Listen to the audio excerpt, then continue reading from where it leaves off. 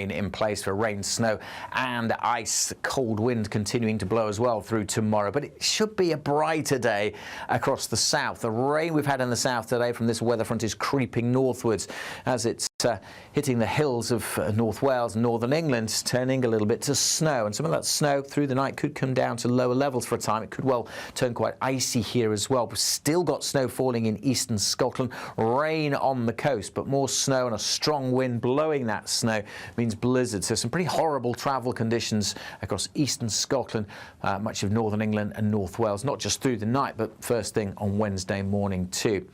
We'll see the easterly wind continuing to feed that rain in. So it is rain on the coastal strip, but you don't have to head too far inland before you see that snow falling, really building up over some of the higher routes. Again, western Scotland receiving some shelter, so generally dry here to start Wednesday. Some outbreaks of rain for Northern Ireland and Northern England, but it is turning drier here through the course of tomorrow morning, and certainly a much drier day in the south as a whole. Quite grey, quite misty, quite murky to begin with, but I'm quite hopeful as we go through the day that cloud will tend to break up and we may well see some sunny spells for parts of the Midlands, South Wales, southern England and East Anglia. Further north though, staying cloudy, staying wet in eastern Scotland with further snow to come here, and again a cold feel in the northeastern corner, but elsewhere quite a bit milder than today. Don't expect it to last though. Look at this, another batch of rain pushes northwards through Wednesday night and Thursday. With the ground so wet in the south, any extra rainfall could cause some further flooding, and as the wet weather moves north, again there will be some snow mixed in over parts of northern England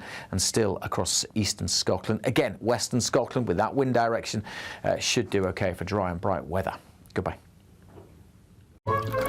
Warm and cosy, with a chance of zero visibility. Boxed Boilers sponsors the weather on GB News.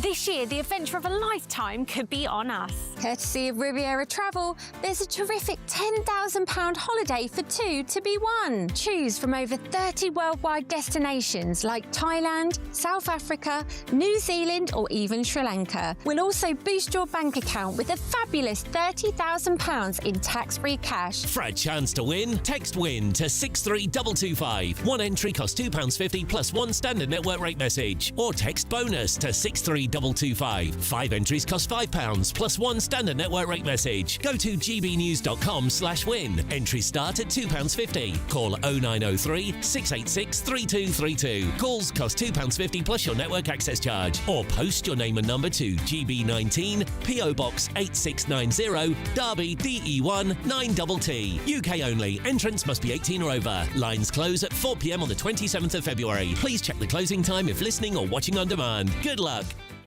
Hi, I'm Michelle Dewberry and my show is your opportunity to cut through all the noise and dive in headfirst to some robust debates. Ideas clash. Situation, isn't it? Because the failure is... You're deliberately avoiding my point. Nothing's held back. And if you think this is the end of it, wait for more. And we do not shy away from the difficult stuff. Sometimes I want to shake people and say, if only you understood. So join me on Dubes & Co. weeknights at 6 p.m, only on GB News, Britain's news channel. From the school run to the home run, watch a new show for all of Britain. He can say whatever he wants. A straight-talking show where all voices are heard. And, you know, when are we going to stop talking about smashing the gangs and actually do it? With the stories that matter from every part of our country. There's a bit of a crash landing there for your Chancellor. Bold, fearless and standing up for you. That's me, Martin Daubney, 3 p.m. till 6 p.m, weekdays, here only on GB News. The People's Channel, Britain's news channel. Westminster's full of talk, but out here, it's the real world. Am I allowed to talk No, now? that's it. This is where it matters, real people and real lives. That's what politics is all about. In fact, has Trump made a good start? No. Straight answers, no spin, and just a couple of pints. How many fingers have I got up? About 10. So join me for Lee Anderson's Real World every Friday at 7 p.m, only on GB News. The People's Channel, Britain's news channel. You want to know what's really going on in the corridors of power? Labour don't know what to do with you half the time, and that makes you quite lethal in the chamber. Get behind the headlines with Chopper's Political Podcast. Join me, Christopher Hope, as I sit down with the great and the good of British politics. We'll see where this ruling takes us. These are the stories shaping our nation. Chopper's Political Podcast, available now on all platforms. Listen in and stay ahead.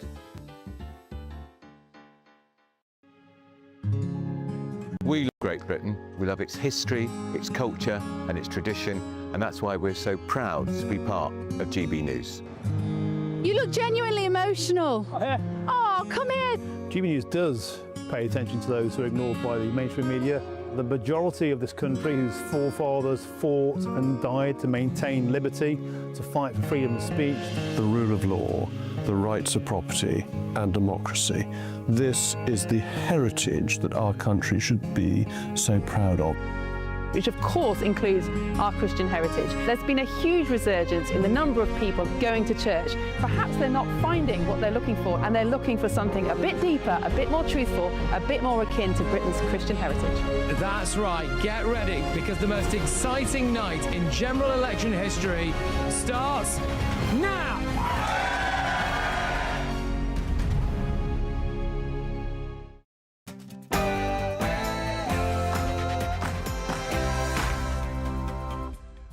It's 9 p.m. I'm Patrick Christies. Tonight. Yeah, brilliant. So you've come to my house at 8 o'clock in the morning. Yeah. Oh, 10 to 9. 10 to 9. Yeah. I'm a law-abiding citizen. The French government is sending British police to hassle British patriots in their own homes. Appearing in Birmingham in August 2025, this group, which initially urged British subjects to display their flags everywhere in the public space, yeah, we did, to show their pride and patriotism.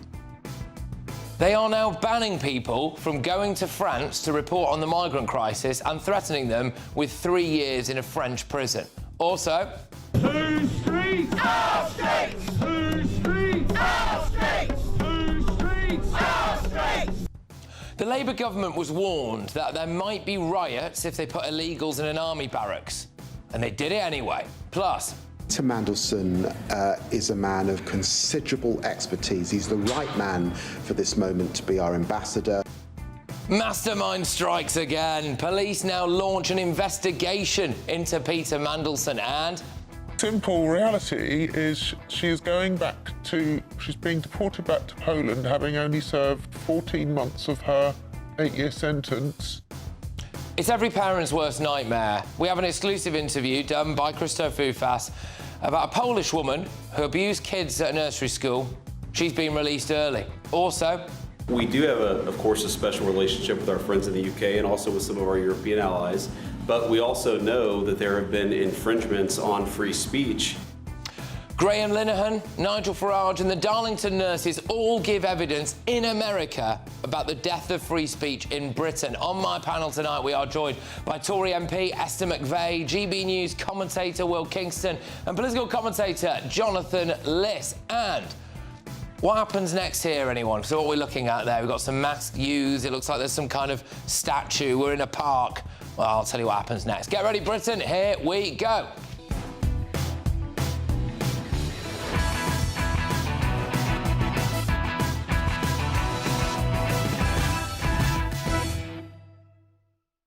The public were lied to about an army barracks full of illegal immigrants. Next.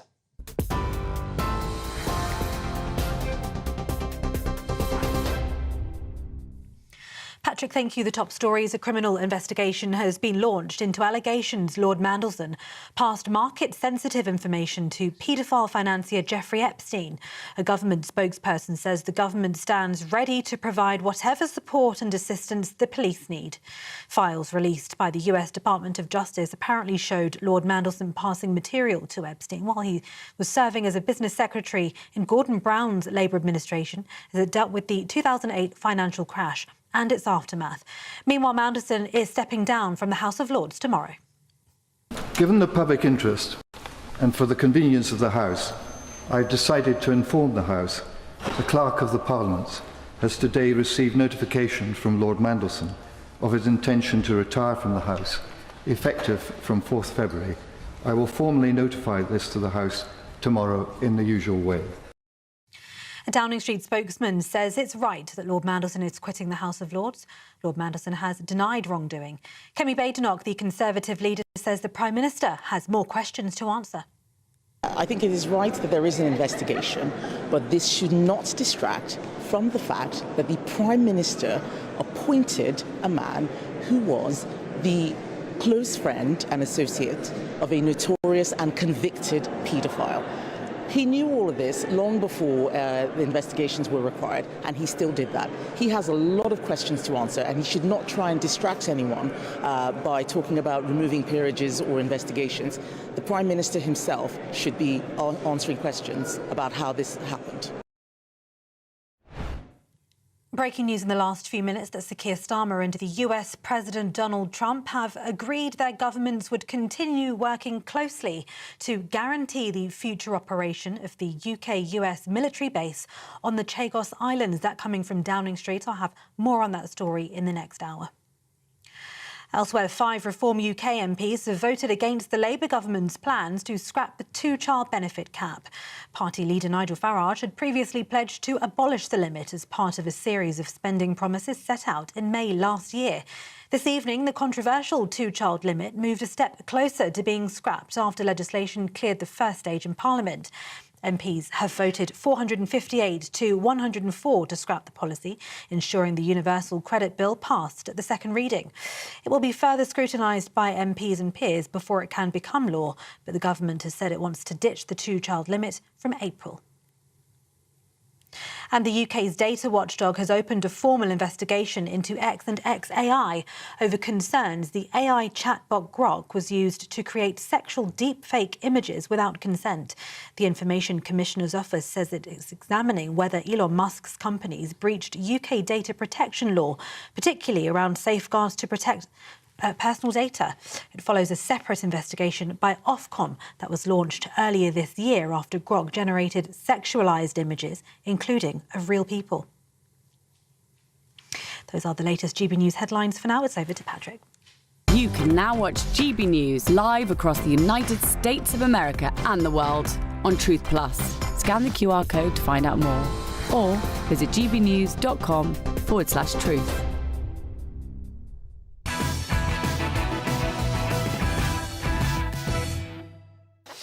Good evening. The Labour government was warned that moving 600 illegal immigrants into a military barracks in the British countryside could cause riots. But they did it anyway. They bust some illegals in under the cover of darkness just over a week ago. And now it can be revealed that Steve Reed, the Communities Secretary, was warned. Quote, the proposal may give rise to anxiety amongst local residents, which may be adversely affected by protesters/demonstrators or riots. The impact assessment said that in an attempt to ease concerns, the Home Office would set up a forum as, quote, a chance to address anxieties and produce meaningful mitigations should they be identified as necessary. Right, should we just see how one of these community forums went? Next to him, and then Jack, can we come to the two ladies at the back? Sir first. Yeah. How do you plan to meet the sexual needs of 600 men?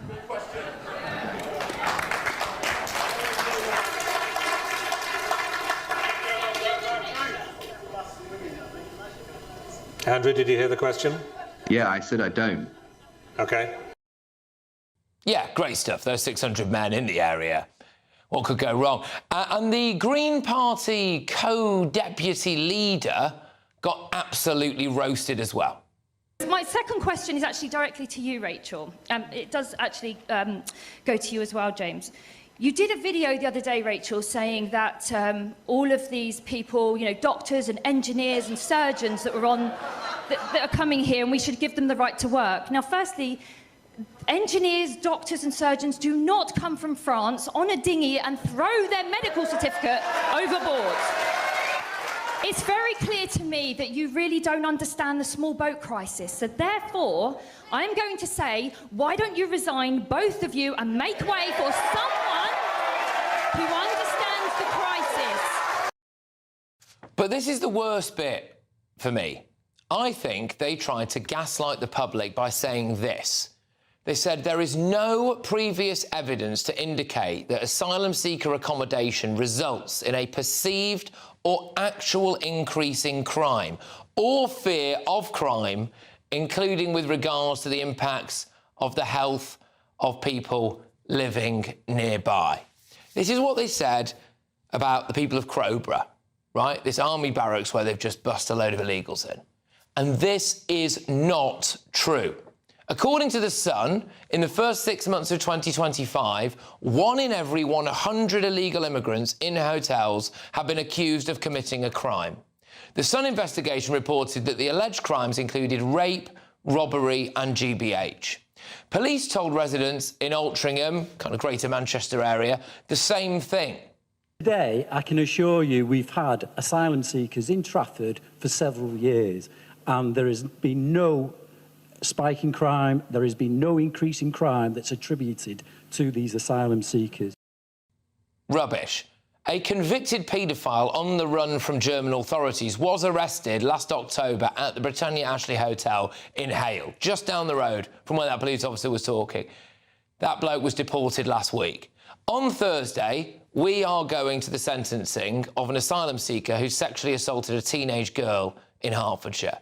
According to the Migration Observatory, Afghans are 14.5 times more likely to commit a sex crime than Brits.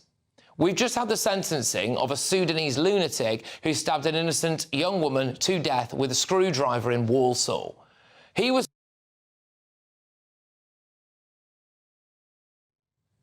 filmed drinking alcohol and dancing as police and ambulance sirens blared in the background.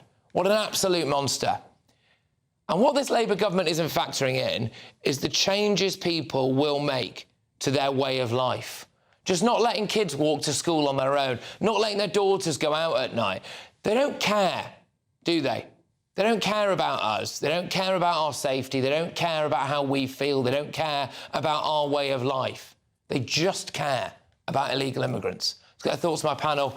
We've got the Tory MP for Tatton, Esther McVeigh. We've got Will Kingston, the GBNews sensation and political commentator as well, Jonathan Liss. Esther, I'll start with you. You know, having worked in government, this report that came through to Steve Reid and the Labour government, basically saying that there could be riots here and that they've ploughed on anyway. What do you make of that? Well, I think that's a disgrace.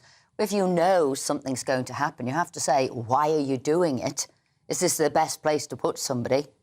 Is this the best that you can do? And I'd say no. And I have to say something else that they're doing in Crowborough, I think tells you everything you need to know about this Labour government. They're providing lessons to the illegal migrants on how to protect themselves from local residents, and yet there is no thought of local residents on how they might need to protect themselves from illegal migrants. I think that says it all. It's just one-way traffic. They're not thinking about the safety of the local sort of area, the local people there. They just want to jam through, wedge through what they want to do, and that is force illegal immigrants into this area. And then something else, the accommodation they're staying at.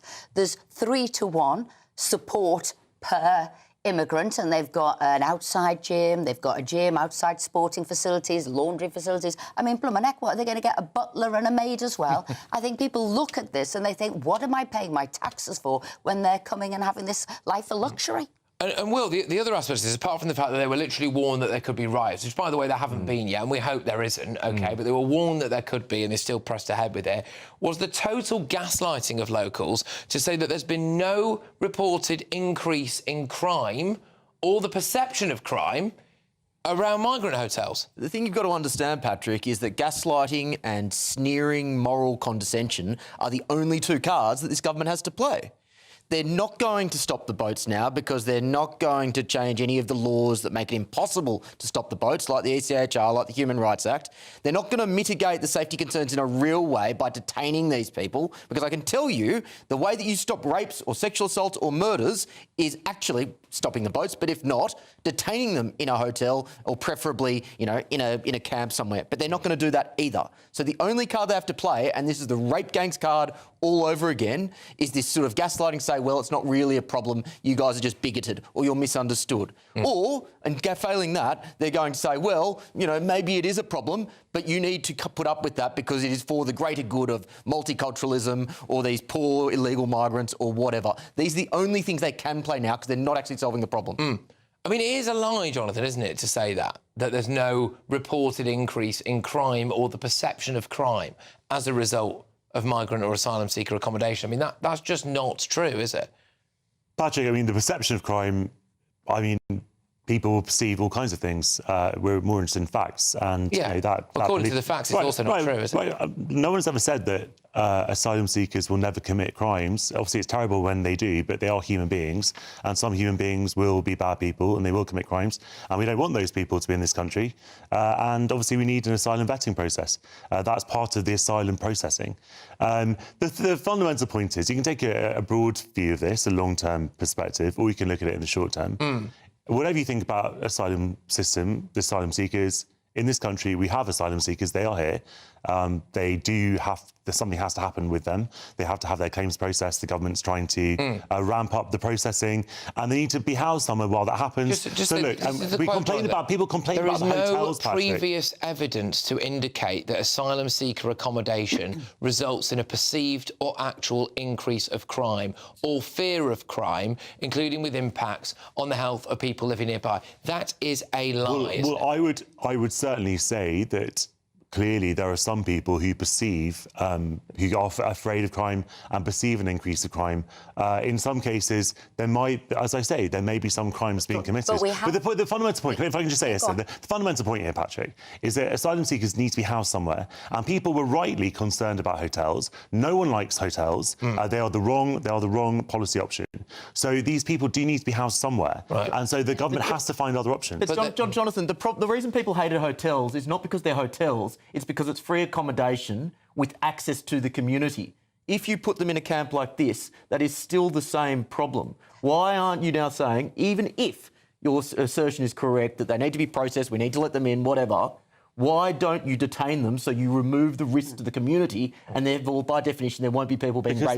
When they were coming out of hotels, they were looking for either smashing the gangs to work, one in, one out to work, and people being detained, deported, unless fewer people coming in. They weren't then saying, oh, let's find a housing plot for them everywhere within communities. Can I ask us, so now we know that this report exists, which is that Steve Reid, the Community Secretary, was made aware of a report that said, A, there could be riots, B, that there's no increase of crime. There's no evidence, despite the fact it's demonstrably untrue.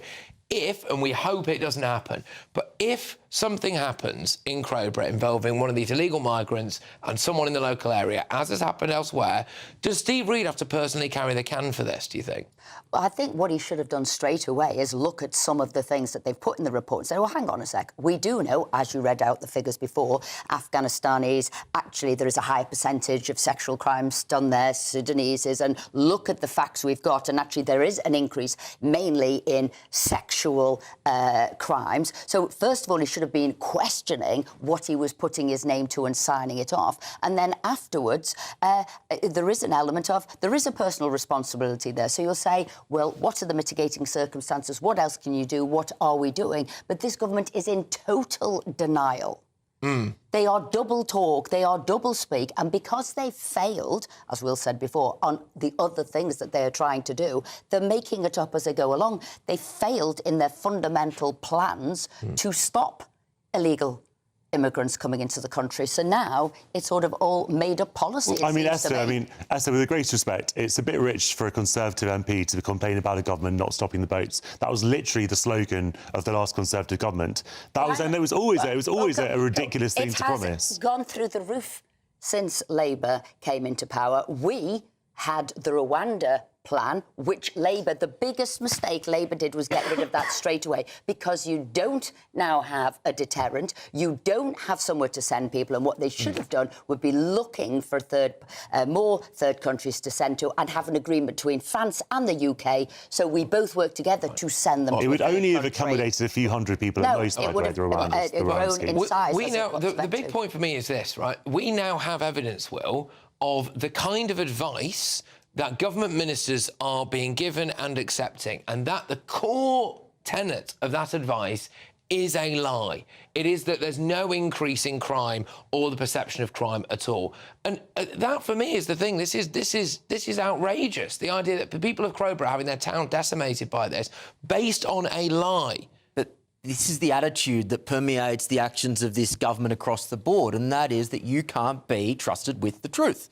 We saw it with the rape gangs. We've seen it across so many different areas where they go, we are the elite class, we understand what is best for you, shut up and just cop it. Yeah. This is the attitude of the left today, and it is represented most firmly by this government. They should come and correct the record. They should be made to come and correct the record. So he is floundering, and this is what he wants to believe. And sometimes what they want, they sort of magically believe is true when it's not. And because they are floundering... This is called Rory Stewart syndrome. Listen, when he got asked, and how many houses have been built. Wow. Remember, he hadn't a clue about that, was making up numbers about that. They're never going to build 1.5 million houses in this term of office, but they're just making it up as they go along. Oh, there we go. All right, look, a Home Office spokesperson has said, we are making sweeping reforms to restore order to our immigration system, making it less attractive for illegal migrants to come to Britain and easier to remove them off British soil. This government has already removed or deported 50,000 people, a 24% increase, including 5,430 foreign criminals.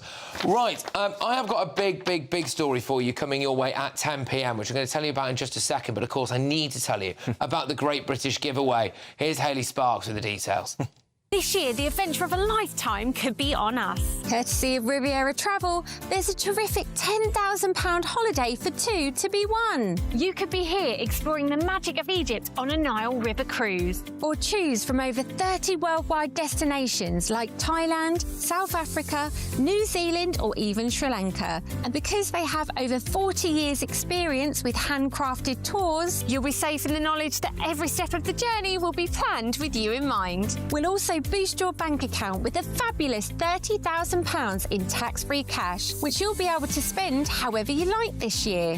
So what are you waiting for? For a chance to win, text WIN to 63225. One entry costs £2.50 plus one standard network rate message. Or text BONUS to 63225. 5 entries cost £5 plus one standard network rate message. Go to gbnews.com/win. Entries start at £2.50. Call 0903 686 3232. Calls cost £2.50 plus your network access charge. Or post your name and number to GB19, PO Box 8690, Derby DE1 9TT. UK only. Entrance must be 18 or over. Lines close at 4 p.m. on the 27th of February. The winner may be contacted live after all entry routes have closed. Please check the closing time if listening or watching on demand. Good luck. Well, this is the big one coming up at 10 p.m. Appearing in Birmingham in August 2025, this group, which initially urged British subjects to display their flags everywhere in the public space to show their pride and patriotism. Yeah, raising your own flag in your own country is apparently a crime now, according to the French, because the French have been sending British police round to people's houses in this country and telling them if they go to France, they could face 3 years in prison. I've got the people involved in that on at 10 p.m. tonight, but before that, well, Peter Mandelson. He's now under criminal investigation over his links to the convicted paedophile Jeffrey Epstein. So why on earth did Keir Starmer ever appoint him as US ambassador? Surely he's got to go too. That's next.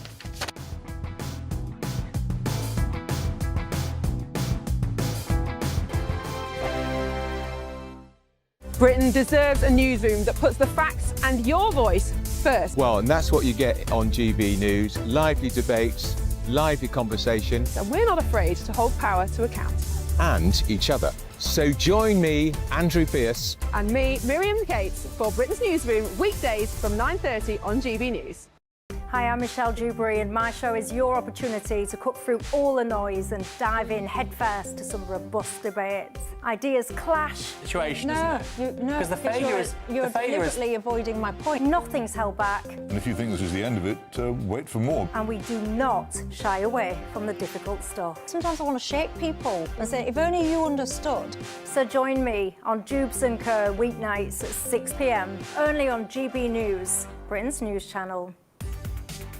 From the school run to the home run, watch a new show for all of Britain. He can say whatever he wants. A straight-talking show where all voices are heard. And, you know, when are we going to stop talking about smashing the gangs and actually do it? With the stories that matter from every part of our country. There's a bit of a crash landing there for your Chancellor. Bold, fearless and standing up for you. That's me, Martin Daubney, 3 p.m. till 6 p.m, weekdays, here only on GB News. The People's Channel, Britain's news channel. Westminster's full of talk, but out here, it's the real world. Am I allowed to talk now? No, that's it. This is where it matters, real people and real lives. That's what politics is all about. The fact has Trump made a good start? No. Straight answers, no spin, and just a couple of pints. How many fingers have I got up? About 10. So join me for Lee Anderson's Real World every Friday at 7 p.m, only on GB News. The People's Channel, Britain's news channel.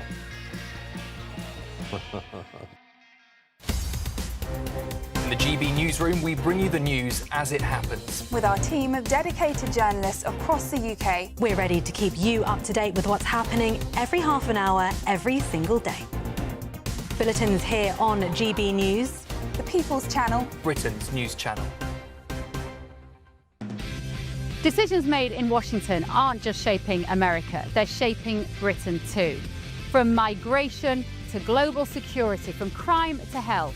Whatever happens in the White House today will be felt in your town or city tomorrow. That's why The Late Show is live from Washington, D.C. Cutting through the politics to show you what it all means for Britain. The Late Show live every night at midnight. Only on GB News. Britain's news channel.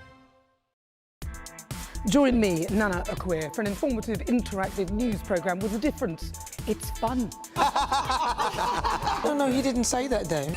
I'm so surprised. I think there's an element of truth to that. Join me from 3 p.m. every weekend, only on GB News, Britain's news channel.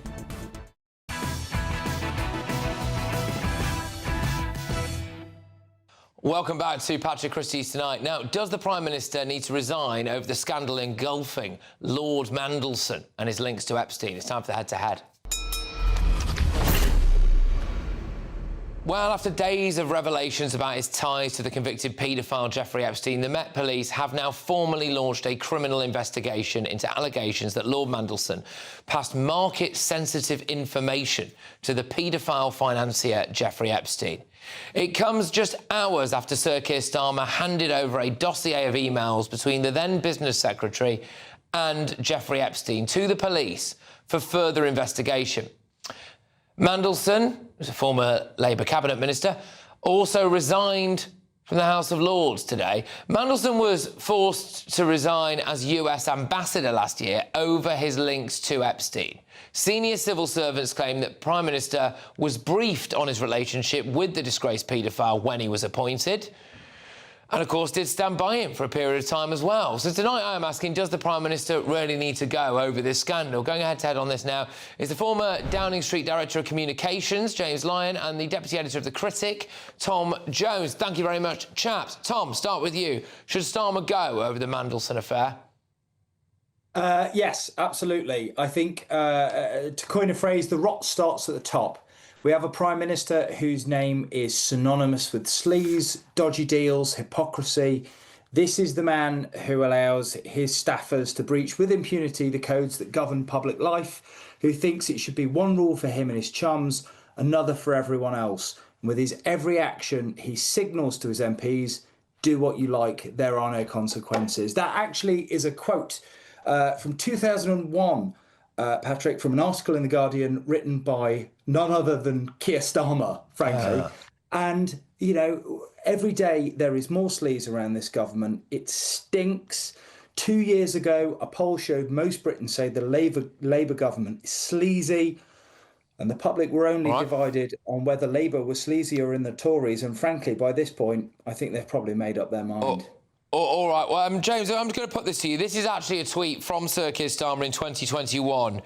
It says this: I just reminded the Prime Minister of the Nolan principles, which are meant to govern the behaviour of those in public office. Selflessness, integrity, objectivity, accountability, openness, honesty and leadership. Surely by Keir Starmer's own standards, James, he has to go.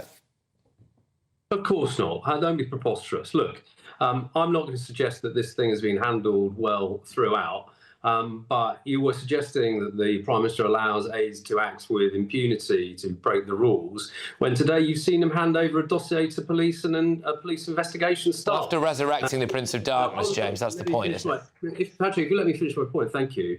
Look, should Peter Mandelson have remained a member of the Labour Party after all that came out in the autumn came out? Personally, I don't think so. I would have liked to have seen him drummed out of the party back then. But look, when he was appointed, I think there was a general acceptance that here was a man who had a regrettable and unfortunate friendship with a financier who had become disgraced, but had a wide circle of rich and powerful friends that ran everybody through from Donald Trump to Noam Chomsky and Bill Gates. And you know, I think what we saw was further information come out in September. That's why he was sacked as ambassador to the US. As I say, I would have liked to see the Prime Minister go further and kick him out of the party. But now that these appalling new revelations have come to light, clearly Downing Street and the Prime Minister have acted. And you know, these are staggering allegations, to be clear. But they're not.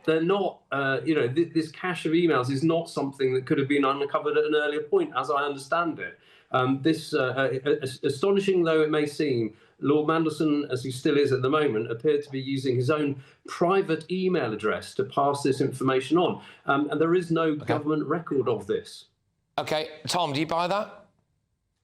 No, frankly, unsurprisingly, I don't. I think the real question here is why the Prime Minister appointed a man to Britain's most senior and most important diplomatic role when there were so many historic question marks hanging over him. It is no state secret that Mandelson had for a number of years had a very uncomfortably close relationship with Epstein. He had been forced to resign twice before over issues of personal impropriety.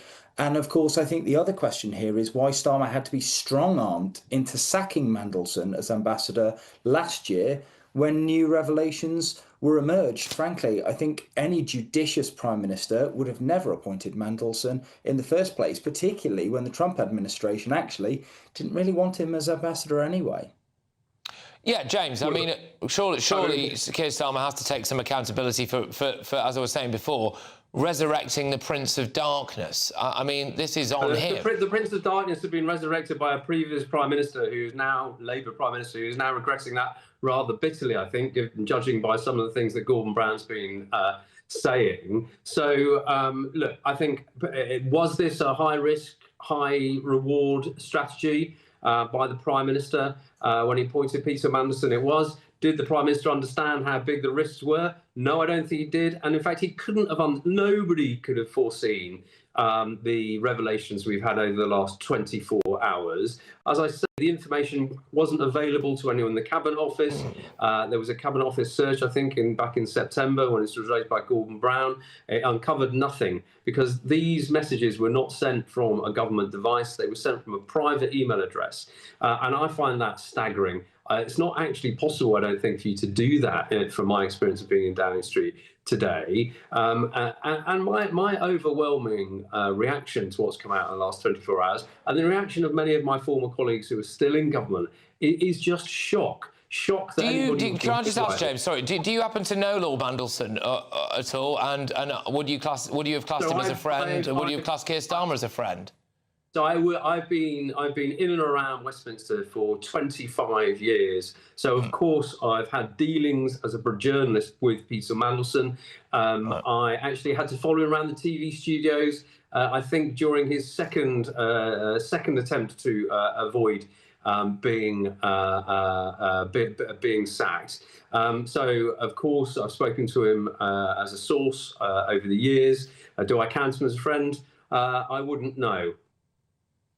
As in you would not know, or you wouldn't know? I know, I do know who my friends are, I think, Patrick, thank you. No, I would not. No, I would not. All right, guys. Look, thank you very much, both of you. I hope to see you both very soon. Take care. It's the former Downing Street Director of Communications, James Lyon there, and the Deputy Editor of The Critic, Tom Jones. Look, that was going to rumble on. There's going to be huge updates on this when we do the newspapers in the 10 o'clock hour. So watch this space for the latest on the Lord Mandelson fiasco. Just as well to say quickly, sorry, look, he obviously denies, he's not been found guilty of anything, right? And presumably denies things. We'll have to see how the investigation plays out. Coming up at 10 p.m. Appearing in Birmingham in August 2025, this group, which initially urged British subjects to display their flags everywhere in the public space to show their pride and patriotism. Absolutely mental story, this. The French police are telling the British police to go and knock on the doors of British citizens for putting flags up in their own country and then banning them from going to France, threatening them with prison. It's absolutely insane. That's coming away at 10, but before that... Simple reality is she's being deported back to Poland, having only served 14 months of her 8-year sentence. It's every parent's worst nightmare. A Polish woman abused kids at a nursery school and now she's being released early. Friend of the show, Christys, met the mother of one of the victims. I'll bring you that jaw-dropping interview in just a few moments' time.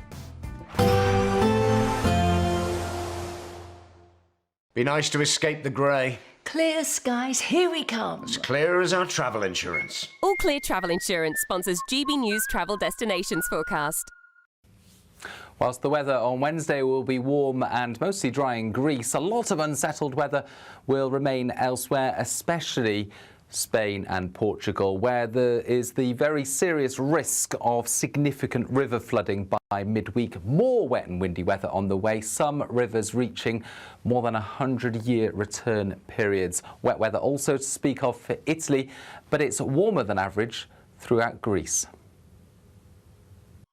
All Clear Travel Insurance sponsors GB News Travel Destinations Forecast. Evening. Yes, it's time for your latest weather update from the Met Office here on GB News. Plenty of warnings remain in place for rain, snow and ice. Cold wind continuing to blow as well through tomorrow, but it should be a brighter day across the south. The rain we've had in the south today from this weather front is creeping northwards as it's hitting the hills of North Wales and northern England, turning a little bit to snow. And some of that snow through the night could come down to lower levels for a time. It could well turn quite icy here as well. We've still got snow falling in eastern Scotland, rain on the coast, but more snow and a strong wind blowing that snow means blizzards. So some pretty horrible travel conditions across eastern Scotland, much of northern England and North Wales, not just through the night, but first thing on Wednesday morning too. We'll see the easterly wind continuing to feed that rain in. So it is rain on the coastal strip, but you don't have to head too far inland before you see that snow falling, really building up over some of the higher routes. Again, western Scotland receiving some shelter, so generally dry here to start Wednesday. Some outbreaks of rain for Northern Ireland and Northern England, but it is turning drier here through the course of tomorrow morning, and certainly a much drier day in the south as a whole. Quite grey, quite misty, quite murky to begin with, but I'm quite hopeful as we go through the day that cloud will tend to break up and we may well see some sunny spells for parts of the Midlands, South Wales, southern England and East Anglia. Further north though, staying cloudy, staying wet in eastern Scotland with further snow to come here. And again, a cold feel in the northeastern corner, but elsewhere quite a bit milder than today. Don't expect it to last though. Look at this. Another batch of rain pushes northwards through Wednesday night and Thursday. With the ground so wet in the south, any extra rainfall could cause some further flooding, and as the wet weather moves north, again there will be some snow mixed in over parts of northern England and still across eastern Scotland. Again, western Scotland with that wind direction should do okay for dry and bright weather. Goodbye. In the GB Newsroom, we bring you the news as it happens. With our team of dedicated journalists across the UK. We're ready to keep you up to date with what's happening every half an hour, every single day. Bulletins here on GB News. The People's Channel. Britain's news channel. Britain deserves a newsroom that puts the facts and your voice first. Well, and that's what you get on GB News. Lively debates, lively conversation. And we're not afraid to hold power to account. And each other. So join me, Andrew Pearce. And me, Miriam Gates, for Britain's Newsroom, weekdays from 9:30 on GB News. At GB News, we love to hear from you, our loyal community. So drop us a line at gbnews.com/your say. There you can talk to each other and also to the presenters live on air. gbnews.com/your say, because GB News is your channel, Britain's news channel.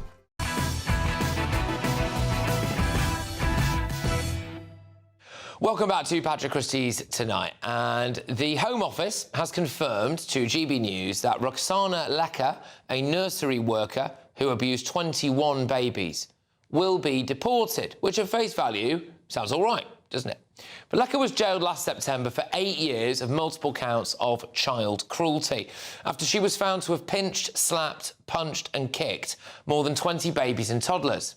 But friend of the show and broadcaster, Christo Fufas, actually spoke to the mother of one of Roxana Lecker's victims earlier today. And he started by asking her how she found out that Lecker would be deported.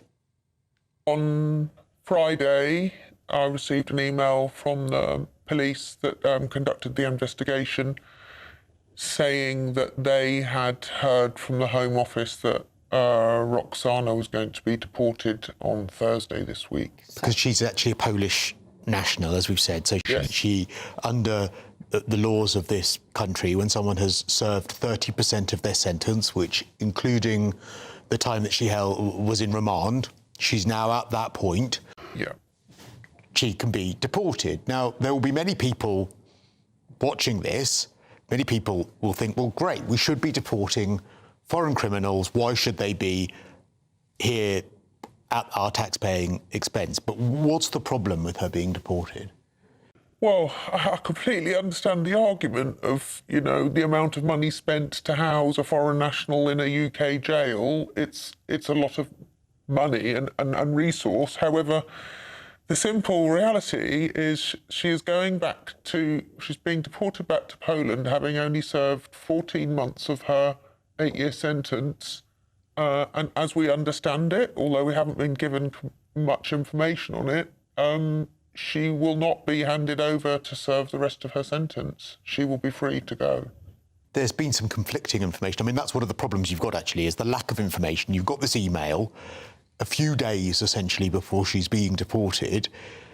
You've been told by the police in one email that she's going to be released. The Home Office have said, well, it's up to the Polish authorities whether she goes back to prison, but it's looking very likely that she's going to be released. So essentially, a Polish national has been able to commit the most heinous crimes here, and after 30% of their sentence is just going to be released back to their home country. Yeah, so no justice is being served, no punishment, but the biggest thing above all is she can go on to reoffend and harm children. There is nothing in place, as I understand it, to stop her reoffending. And her release will be subject that she can't come back to the UK or she will go back to prison. But of course, that's if she comes back to the UK using official channels. There's no other way. She could come back perhaps unofficially, right? Yeah.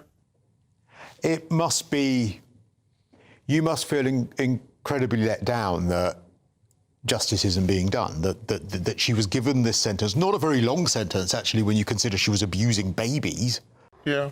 And now she's going to essentially be released. Yeah, just makes a mockery of the whole criminal system and, you know, and the time that went into bringing her to justice, and she's now not going to actually serve the punishment that she was dealt. And it's a lot to think about because I suppose, as you've just articulated, it's really easy to want foreign criminals to be deported. I completely understand that. And of course, why would we want foreign criminals here with our resources paying for them to be in our prison? However, if they're deported and then just released, that means that foreign criminals can commit crimes here in the UK and then get away with them. Yep, and go on to commit those heinous crimes again. What do you want? What do you want out of this? Why are you speaking out today? Number one, my biggest worry is that she can go on to reoffend. But number two is for her to actually serve the punishment for what she did. How have the police and Home Office dealt with her deportation so far with the parents and with the information you've been getting? The police have been amazing throughout the whole trial, absolutely amazing. They found out on Friday from the Home Office and passed the information on to us as parents immediately. So they had as much notice as we did that she was going to be deported on Thursday. What is missing is clarification of what's going to happen from the Home Office. Information, is she being released or not, and how much is being shared with authorities to stop this happening again. How is your little boy now? He's lovely. He's lovely. He's full of life. He still sleeps in my bed. He still has trouble getting to sleep at night. Whether that's the age he's at, or whether it's sort of my fear of him being safe and secure. Probably a combination of both, but he's happy and well. And how are you? I mean, how are you in the context of this? Because it feels like you were moving on, and now you're a little bit back to square one with the idea that she might be released. Absolutely. I mean, I have moved on and being able to deal with what happened to him in my head. However, I think about it constantly, every day. But I was starting to come to terms with what happened and the trauma that brought. But every time something changes within this case, it's almost like you're back to square one again in dealing with that resurfacing trauma. Well, there's a much longer version of that, of course, going to be available on GBN Originals. But a Home Office spokesperson said, "We will not allow foreign criminals and illegal migrants to exploit our laws. We are reforming human rights laws and replacing the broken appeals system so we can scale up deportations. All foreign national offenders who receive a prison sentence in the UK are referred for deportation at the earliest opportunity." And a spokesperson for Riverside Nurseries, which of course was the outlet where that woman committed her crimes there, said, "Situations like this are deeply upsetting and represent a profound breach of trust in a professional. We recognise how difficult this has been, in particular for the children and families directly involved. Creating places in which children are happy, safe and able to thrive is our top priority, and we will do everything in our power to protect that." The firm added that since the summer of 2024, Ofsted had inspected all its nurseries and found their safeguarding arrangements to be effective. It just opens up that discussion, I think, doesn't it, for us about whether or not all criminals, foreign criminals, should be deported or whether they should serve their full sentence here. And I know many of you at home and listening to that will be divided on that topic. Coming up at 10 p.m, well, we've got French police telling British police to go and knock on the door of British citizens, in part for raising the flag of their own country in their own country. Can you believe that we've stooped to that level? We've got that live at 10 p.m. But before that, Father Ted creator and women's rights activist Graham Linehan is off to America to give evidence to a US Congress committee about the death of free speech in the UK. We are joined by the chairman of that committee, Congressman Jim Jordan. Live next. I'm Michelle Dewberry, this is Jubes & Co with you. Hello everyone, Patrick Christies here. GB News, Britain's news channel. Access the stories that matter to you. Take the GB News family with you on any device. And as long as you have an internet connection. Tune in to GB News, anywhere on the planet or beyond. GB News, the People's Channel, Britain's news channel. Hi, I'm Michelle Dewberry, and my show is your opportunity to cut through all the noise and dive in headfirst to some robust debates. Ideas clash. Situation, no, because the failure is you're deliberately avoiding my point. Nothing's held back. And if you think this is the end of it, wait for more. And we do not shy away from the difficult stuff. Sometimes I want to shake people and say, if only you understood. So join me on Jubes & Co weeknights at 6 p.m, only on GB News, Britain's news channel. From the school run to the home run, watch a new show for all of Britain. So he can say whatever he wants. A straight talking show where all voices are heard. And, you know, when are we going to stop talking about smashing the gangs and actually do it? With the stories that matter from every part of our country. There's a bit of a crash landing there for your Chancellor. Bold, fearless and standing up for you. That's me, Martin Daubney, 3 p.m. till 6 p.m, weekdays, here only on GB News. The People's Channel, Britain's news channel. Westminster's full of talk, but out here, It's the real world. Am I allowed to talk now? No, that's it. This is where it matters, real people and real lives. That's what politics is all about. In fact, has Trump made a good start? No. Straight answers, no spin, and just a couple of pints. How many fingers have I got up? About 10. So join me for Lee Anderson's Real World every Friday at 7 p.m. only on GB News. The People's Channel, Britain's news channel. You want to know what's really going on in the corridors of power? Labour don't know what to do with you half the time, and that makes you quite lethal in the chamber. Get behind the headlines with Chopper's Political Podcast. Join me, Christopher Hope, as I sit down with the great and the good of British politics. We'll see where this ruling takes us. These are the stories shaping our nation. Chopper's Political Podcast, available now on all platforms. Listen in and stay ahead. Decisions made in Washington aren't just shaping America, they're shaping Britain too. From migration to global security, from crime to health. Whatever happens in the White House today will be felt in your town or city tomorrow. That's why The Late Show is live from Washington, DC. Cutting through the politics to show you what it all means for Britain. The Late Show live every night at midnight. Only on GB News, Britain's news channel.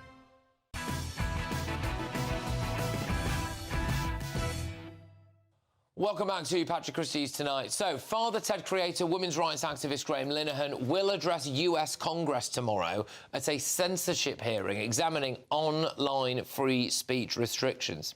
It comes amid growing concern in America that the UK is not doing enough to protect free speech. In September last year, Linehan was dramatically stopped and questioned by 5 armed police at Heathrow Airport over 3 gender-critical social media posts. The police ultimately decided not to press charges, but Linehan says it was an attempt to silence him. And it's far from the only example. Lucy Connolly was jailed over a social media post about the Southport massacre, and the Darlington nurses were disciplined for objecting to a transgender colleague in their changing room. Well, we are supposed to be talking very shortly to the man who is leading this particular hearing in America, a US congressman. But while we wait for him to arrive, we're going to go to my panel. Esther, how serious is this? I mean, I suppose at the minimum it's quite embarrassing for Britain that the US are examining this. Well, it is, or we should be the champions of free speech, free society, freedom of expression. So it is, I'd say, somewhat horrifying that the Americans are now coming out questioning whether we've got free speech at all.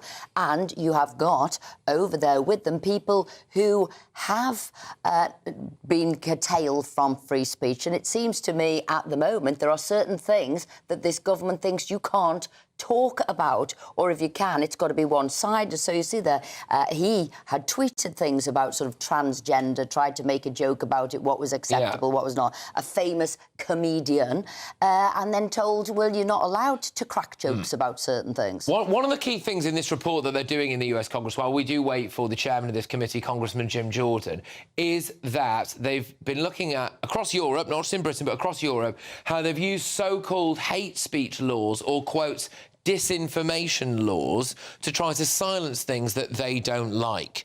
And that's one of the things that the Americans are very angry about. Yeah, but this whole attitude of silencing things that you don't like is so anathema to America. It is literally the First Amendment of the Constitution to protect speech.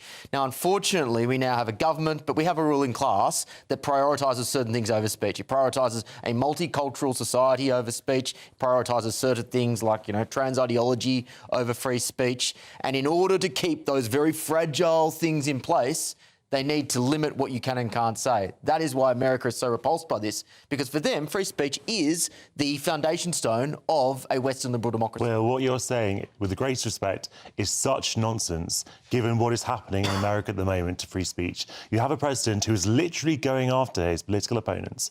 He is trying to get them arrested. He is literally shutting down or threatening to shut down media networks. He's saying that they shouldn't have a media network, so they criticise him all the time. time. He got one comedian taken off air.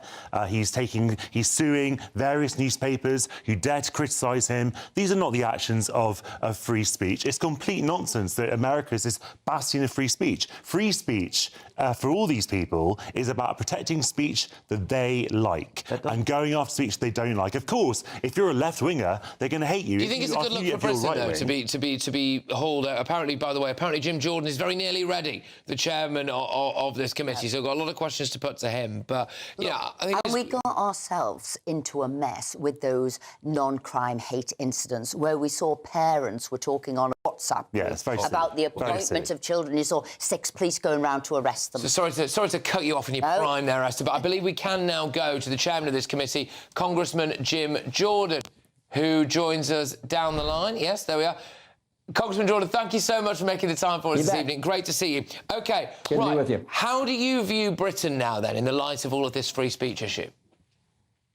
Well, it's in the UK, it's the Online Safety Act. In the EU, it's the Digital Services Act, and they're all trying to restrict American companies and maybe just as important, American speech. So that's the concern. It's like, hey, look, we want free expression everywhere, but if you want to do it to folks in your own country, okay, go ahead. We don't like it. It's not good, but do that. But when it impacts American companies, what to find now on X, American companies, 120 million euros, I think, is the fine that's been leveled because they don't like the content moderation policies at X, for goodness sake. That's not how it works. And when it infringes on American speech, that's a problem because we have this thing called the First Amendment. But what could the potential repercussions be here for Britain if we press ahead with this stuff and we do end up finding Elon Musk or... I mean, are you guys threatening some repercussions? Well, I think it's trade agreements in the end. I mean, you know, Vice President Vance came to Europe last year and talked about this. Other people in the Trump administration have talked about this. President Trump has talked about this. And it's when you're talking about trade, and you know, the United States is a pretty big trading partner with just about everybody. That has significance, and so I think that could be the implication. I leave that up to the administration. What I care about is what's happening to American companies and to Americans' ability to speak their mind. And the speech that they always go after is political in nature. I mean, you had the letter from the EU Commissioner, Mr. Breton, that came in August of 24, written to Elon Musk, and it said, we know you're getting ready to interview Donald Trump. In the context of what's going on here, we're nervous about this. It was basically a threat. So you got a letter from the European Commission going to an American about an American company who's getting ready to talk to another American who's a candidate for an American presidential election. That's not how it works. So that's our concern, and we're seeing this now even more pervasive than that letter that came from Mr. Breton just a little over a year ago. And do you feel as though there has been a decline in freedom of speech in the UK, then? Is that one of the things that you feel like you're noticing under this Labour government? Well, tomorrow we're having Mr. Linehan, the comedian, I think he's an Irish citizen who did a tweet, I think, while he was in the United States, gets on a plane, lands at Heathrow, and he gets arrested because, you know, the speech patrol didn't like what he said, what he tweeted. I mean, that's ridiculous. That could have been an American, which is even more concerning, but just the attack on free expression. I will never forget, we had Rupa Subramanya, a journalist from Canada, testify last Congress in our committee, and she said, statement I'll never forget. She said, the hallmark of Western culture is free debate, free expression. And when you limit it, and it's always for some good reason, look, we don't want kids getting a hold of bad information, we get all that, but that's always used as the pretext to limit political speech every single time, and that's our concern. And again, one of the key tenets here is the fact that you believe that, you know, various different governments are using these so-called hate speech laws or, quotes, disinformation laws to stifle free speech. Something slightly Orwellian about that, I suppose. But, Jim, thank you very much for this evening and squeezing us in there. We do appreciate it. All the very best. Thank you. It's Congressman Jim Jordan there, who is the chairman of that committee. So we'll have to wait and see what they find out. Look, when we come back next, we've got a huge GBNews exclusive for you.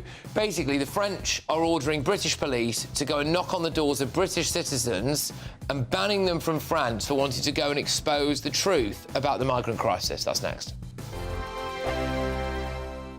We want want you to set off on the destination of your dreams this year, as you could win an incredible holiday for two worth £10,000. Courtesy of Riviera Travel, you'll get to choose from 47 tours in over 30 worldwide destinations. We'll also give you £30,000 in tax-free cash to make sure you really make a splash this summer. For a chance to win, text WIN to 63225. One entry costs £2.50 plus one standard network rate message. Or text BONUS to 63225. 5 entries cost £5 plus one standard network rate message. Go to gbnews.com/win. Entries start at £2.50. Call 0903 686 3232. Calls cost £2.50 plus your network access charge. Or post your name and number to GB19, PO Box 8690, Derby, DE1 9TT. UK only. Entrance must be 18 or over. Lines close at 4 p.m. on the 27th of February. Please check the closing time if listening or watching on demand. Good luck. Hi, I'm Michelle Dewberry, and my show is your opportunity to cut through all the noise and dive in headfirst to some robust debates. Ideas clash. Situation, isn't it? Because the failure is you're deliberately avoiding my point. Nothing's held back. And if you think this is the end of it, wait for more. And we do not shy away from the difficult stuff. Sometimes I want to shake people and say, if only you understood. So join me on Jubes & Co. weeknights at 6 p.m. only on GB News, Britain's news channel. Join me, Nana Okoye, for an informative, interactive news programme with a difference. It's fun. No, he didn't say that, Dave. I'm so surprised. I think there's an element of truth to that. Join me from 3 p.m. every weekend, only on GB News, Britain's news channel. From the school run to the home run, watch a new show for all of Britain. So he can say whatever he wants. A straight-talking show where all voices are heard. And, you know, when are we going to stop talking about smashing the gangs and actually do it? With the stories that matter from every part of our country. There's a bit of a crash landing there for your Chancellor. Bold, fearless and standing up for you. That's me, Martin Daubney, 3 p.m. till 6 p.m. weekdays, here only on GB News. The People's Channel, Britain's news channel. Britain deserves a newsroom that puts the facts and your voice first. Well, and that's what you get on GB News. Lively debates, lively conversation. And we're not afraid to hold power to account.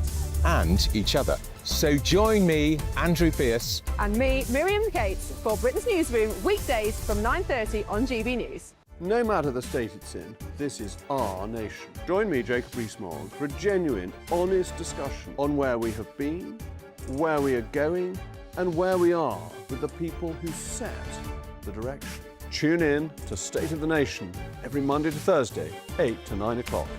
Only on GB News.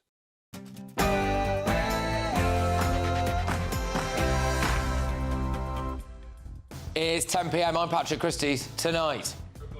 Yeah, brilliant. So you've come to my house at 8 o'clock in the morning. Yeah. Oh, 10 to 9. 10 to 9. Yeah. I'm a law-abiding citizen. Huge story, this. The French government is sending British police to hassle British patriots in their own homes. Appearing in Birmingham in August 2025, this group, which initially urged British subjects to display their flags everywhere in the public space to show their pride and patriotism. They are banning people from going to France to report on the migrant crisis. They're threatening them with years in prison. They're also, by the way, saying that part of the reason for this is that they've seen them raising the British flag in their own country and that makes them far-right militants. Unbelievable story. Also, Mandelson is a man of considerable expertise. He's the right man for this moment to be our ambassador. Mastermind strikes again. Police now launch an investigation into Peter Mandelson, and that news makes the front pages of tomorrow's newspapers. Plus, this does as well. Breaking in the last few minutes on The Guardian's front page, the police are also reviewing fresh claims about Andrew Mountbatten-Windsor's relationship with Jeffrey Epstein. That is Thames Valley Police are apparently now looking into some pretty astonishing claims there. I'll bring you all of tomorrow's newspaper front pages very shortly, but on my panel tonight, we've got Tory MP Esther McVeigh, GB News sensation Will Kingston, and political commentator Jonathan Liss. And any ideas what happens next here? What are we looking at? We've got masked men, we've got a statue in a park. What do you think happens? I'll tell you. Get ready, Britain, here we go.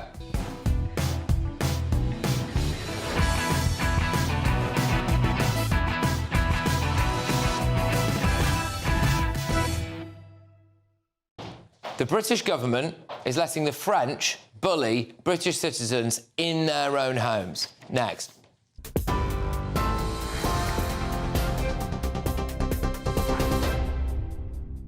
Patrick, thank you. The top stories is now a criminal investigation has been launched into allegations Lord Mandelson passed market-sensitive information to paedophile financier Jeffrey Epstein. A government spokesperson says the government stands ready to provide whatever support and assistance the police need. Files released by the US Department of Justice apparently showed Lord Mandelson passing material to Epstein while serving as business secretary in Gordon Brown's Labour administration as it dealt with the 2008 financial crash and its aftermath. Meanwhile, Mandelson is stepping down from the House of Lords. A Downing Street spokesman says it's right that Lord Mandelson is quitting the House of Lords. He has denied any wrongdoing. The Conservative leader, Kemi Badenoch, says the Prime Minister has more questions to answer.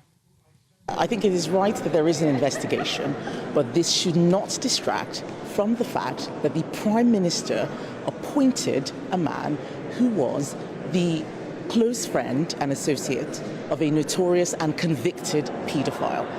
He knew all of this long before the investigations were required, and he still did that. He has a lot of questions to answer, and he should not try and distract anyone by talking about removing peerages or investigations. The Prime Minister himself should be answering questions about how this happened. Sir Keir Starmer and US President Donald Trump have agreed their governments would continue working closely to guarantee the future operation of the UK-US military base on the Chagos Islands, Downing Street says. It's the first known discussion between the two leaders about the UK's Chagos Islands handover deal since the US President's extraordinary attack on the agreement just last month. Under the deal, the UK will cede sovereignty of the British Indian Ocean Territory to Mauritius, but lease back the Diego Garcia facility. Mr Trump in January lambasted the agreement as an act of great stupidity, an act of total weakness, he said. The UK's data watchdog has opened a formal investigation into X and XAI over concerns the AI chatbot Grok was used to create sexual deepfake images without consent. The Information Commissioner's Office says it's examining whether Elon Musk's companies breached UK data protection law, particularly around safeguards to protect personal data. It follows a separate investigation by Ofcom, launched earlier this year, after Grok generated sexual images of people. And 2 men were killed today when a light aircraft crashed onto a farmland in Greater Manchester. The crash happened in the Littleborough area. It is not believed there was anyone else on board, and there are no reported injuries on the ground. It's believed that the plane was a Cirrus light aircraft that had taken off earlier in the morning from Birmingham. Those are the latest GB News headlines for now. It's over to Patrick. Tune in to GB News Radio wherever you are. Online, on DAB Digital Radio, on TuneIn, on Radio Player, on Nation Player and on your smart speaker. Just say, play GB News.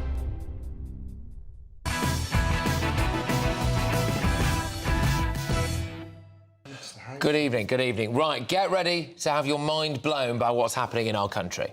Instead of stopping the illegal invasion of Britain, arresting human traffickers or raiding the migrant camps in northern France, the French police and the French government is sending British police officers round to British people's houses to do their bidding. Ryan Bridge, who has been to France several times, he says to expose how little the French police are actually doing to stop the invasion of Britain, had a police officer from West Mercia Police knock on his door shortly before 9 a.m. on Saturday morning to tell him that the French have now banned him from their country for 10 years. If he goes again, he could be sent to prison and made to serve a 3-year sentence. Here's what happened. Yeah, brilliant. So you've come to my house at 8 o'clock in the morning. Yeah. Oh, 10 to 9. 10 to 9. Yeah. I'm a law-abiding citizen, Yeah. so I've got nothing to hide. Thank you very much. Yeah. Coming in. Thank you very much. All right? I'm under arrest. No. It's just a civil order that I've been asked to come and speak to you about. One of the reasons the French banned him is because, get this, he's been raising the British flag, his own flag, in his own country. Appearing in Birmingham in August 2025, this group which initially urged British subjects to display their flags everywhere in the public space. Yeah, we did. To show their pride and patriotism. Yeah, pride and patriotism, yeah. Okay, gradually becoming known for its anti-immigration stance before turning to direct action against migrants in Britain and France. He makes the point that, in his view, the British police, in this case West Mercia police, are now operating as lackeys for the French to help prevent patriotic Brits from going over there and revealing the true scale of the migrant crisis. So you guys are basically like messenger boys for the police, for the French government. So who has served you with this? I've been given it to by the Minister of the Interior, which is the French Home Office. Why are our police force doing this for the French? Why is the British government letting them do it? The French are accusing Ryan of being part of the far right and of being xenophobic, a word that the British police officer in question couldn't even read correctly. Considering that for several months, British activists from the group Raise the Colours have been carrying out xenophobic incursions on French territory. Xenophobic? Yeah, xenophobic. What the hell's... Oh, xenophobic. Xenophobic, sorry. Xenophobic. Xenophobic incursions on French territory. The British taxpayer, you, has sent France around £770 million in recent years to stop the boats. We've had a record year. They said they'd stop the boats in the water. They've stopped one, and it looked empty. In the letter the French police sent to Ryan, via the British police, of course, they said that they thought his presence in France might provoke a negative reaction from some of the ultra-left-wing charity groups operating in northern France. These are hardcore open-border activists who many feel are literally aiding and abetting the invasion of Britain. Are the French police doing anything to stop them? Just last week, another British man, with no connection, by the way, was detained in France for doing this. We definitely got some here being helped. They're being given bike lessons or something by the looks of it. I mean, part of what he did was go to do a minute's silence for D-Day veterans on a beach near Calais and then walked up and down for a bit. The French locked him up for 3 days, no communication allowed with his family, and then they deported him. Why is our government letting French police bully our citizens like this? Well, joining us now are the co-founders of Raise the Colours, Ryan Bridge and Elliot Stanley. Ryan, I'll start with you. So they are banning you from France, threatening to lock you up. What's going on here? Well, I think we know that they must be running scared on what we've seen or what we've sort of exposing, but for them to come to my house and, you know, knock my door, it was just astonishing to think that I've got children in the house, early morning call off the police, and it was just amazing. It absolutely amazed me. It shocked me. And then what was in that letter, where I haven't committed a crime, and hence why I invited the officer in, legal and lawfully, us at raisethecolours.org.uk, we are going over there to document what's not happening. And it's weak government, weaker borders, and we've had enough. Can I just get you on, because I think it's a really important point. The French, at no point, when they sent that police officer around, have actually accused you of committing a crime, have they? No, not at all. I've been to France near on 10 times in the last few months due to what we've been looking at and exposing. And when we was out there, the ease of how you can literally spot what's going on and what's happening. For them to say in the letter that we have watched migrants leave, we have watched migrants attempting to leave, and that we're patriots in our own country and raising flags was just shocking for me to think that they're watching what I'm doing in my country, yet they're not controlling what is actually happening under their noses. So, Ali, I'll bring you in here on this. Part of what was said there to Ryan was that the French are aware that you guys have been putting the Union Jack flag up, and that, as far as they're concerned, essentially made you far-right militants. Yeah, and I think they also said that they've took issue with the fact that we're proud and patriotic. Yeah. They actually said that in the letter. What it's got to do with the French government, whether we're proud and patriotic about our own country, I have no idea whatsoever. And as Ryan said, it's pretty astonishing, really, isn't it? You know. So it almost reads as well, aspects of this letter, Ryan, read like they're trying to almost ban you for your own protection, but they admit that you've been attacked by someone with a knife when you were out there, but they don't appear to be doing anything about them. They're banning you. What's going on there? So we was at a camp one day, and basically we could see that there was obviously NGOs getting the illegal invaders ready to do what they're doing. It was takeaway sandwiches instead of, pots of stew and stuff. So we knew something was happening. So when they give, sorry, on that, so when you look at these charity organisations, you can tell when they know that the people are about to go and get the boats because 100%. They give them takeaway food. You can tell there's cans of pop, there's takeaway sandwiches, there's all stuff ready for them to go. And then the biggest get-go is they're giving out the life vests. So when we've seen the NGOs, which are British citizens that are going there from whatever universities and whatnot, we've seen them, I've spoken to them, and then we was under attack. As we was going back to the vehicle, a guy came behind me with a knife near on, that sort of dagger. A dagger, it's not a fisherman's tale, he literally come behind me, and, I ducked out the way and carried on about my business. And next thing you know, the French government are now saying that for my protection, I don't know, but they're saying they want to block me and jail me if I go to their country. They're exposing that we've done that and agreeing that we've done that, but they're not stopping the problem. No. And it would appear as though they are allowing people who, a lot of Brits, I mean, I saw this when I was there, a lot of Brits who would go and work with some of these charity groups who I think many people would regard as aiding and abetting and providing manuals to help these people get across the channel or get into lorries. They appear to be allowing them to go to France, but not you. But I do have to I'll put this to you, Elliot. Look, obviously, as far as the French are concerned, it says in the letter, and so some people might think this, at home or whatever, that, look, you might be exacerbating tensions. You guys going over there is going to cause it to kick off. And so the French are saying, well, look, stop it, we're banning it.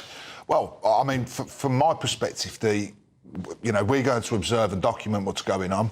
There's an umbrella organisation being formed between the NGOs, which they've given themselves the names More Food, No Borders. And the French have called them in the document ultra-left.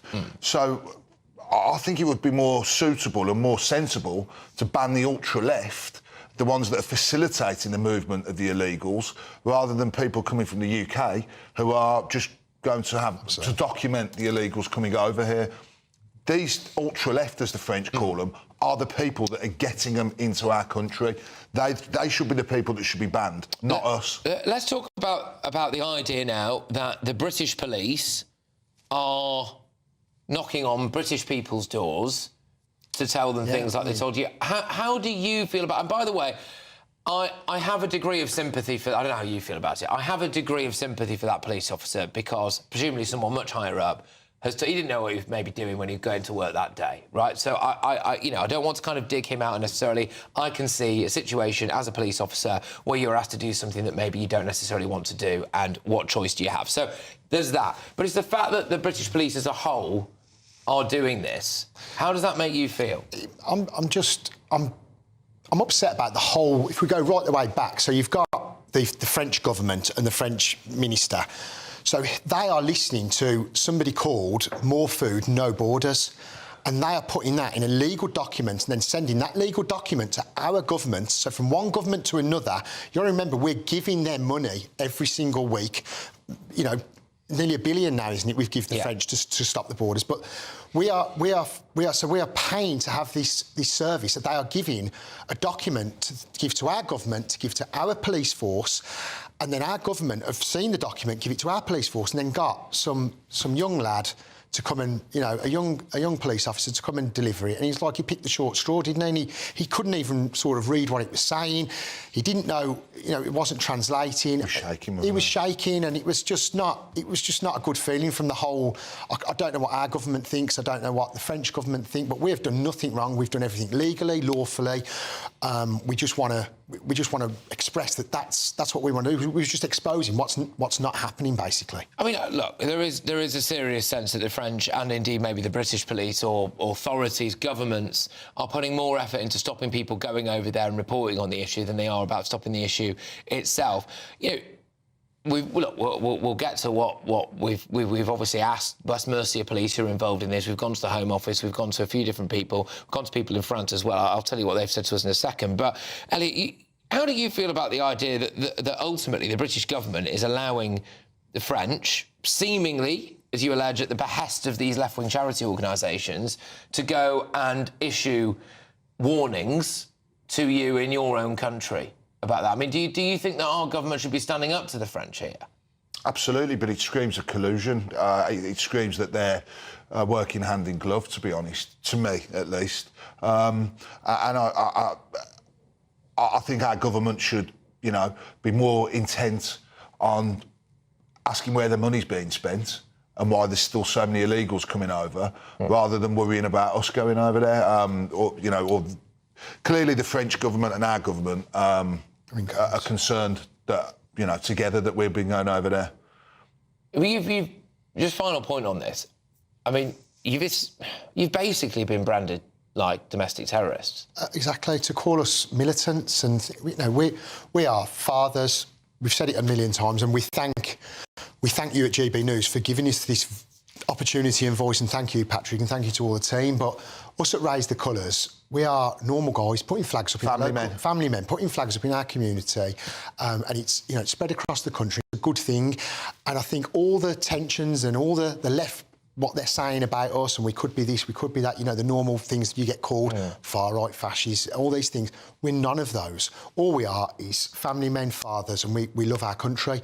And we've gone over there to see what the problem is. And at the end of the day, there's people tonight that's going to sleep without their daughters, perhaps without their loved ones, and it's due. If we can just stop this what's going on. So we've been out there 10 times, and then for them to ban us and say I'm going to go to prison, I'm going to get 3 years, or if an unlimited ban, I just think it's a disgrace. It's an indefinite ban from our understanding as well. So so it's not just 10 years. No, but from our understanding at the moment, it's got no time frame on it. So we don't know, if we could ever go back to France. Gosh. Yeah. I mean, well, part of me could understand it if they'd have said, you've committed these... Like most people, right? If you've committed these crimes over here or something like that. But, again, to stress that, the French police are not saying that you've even committed a crime. Absolutely not. You're going over there and filming what you've been filming and all that, which actually... it's not entirely dissimilar to some of the stuff that plenty of other journalists, myself included, have actually filmed. So, maybe am I banned? But anyway, there we go. All right, well, look, thank you very much for coming on. Obviously, I hope something happens about this, but there we go. That is the co-founders of Raise the Colours there, Ryan Bridge and Elliot Stanley. So, GB News asked West Mercia Police, the Home Office and the French Interior Ministry for comment on this, and we have not heard back from a single one of them. Not a single one of them has got back to us to answer questions, basic questions about why British police are now being sent at the request of the French to go and knock on British citizens' doors on British soil, in part for raising the British flag in their own country.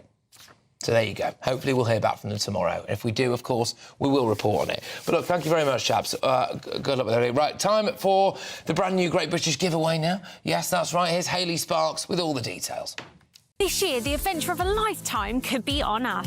Courtesy of Riviera Travel, there's a terrific £10,000 holiday for two to be won. You could be here exploring the magic of Egypt on a Nile River cruise, or choose from over 30 worldwide destinations like Thailand, South Africa, New Zealand, or even Sri Lanka. And because they have over 40 years' experience with handcrafted tours, you'll be safe in the knowledge that every step of the journey will be planned with you in mind. We'll also boost your bank account with a fabulous £30,000 in tax-free cash, which you'll be able to spend however you like this year.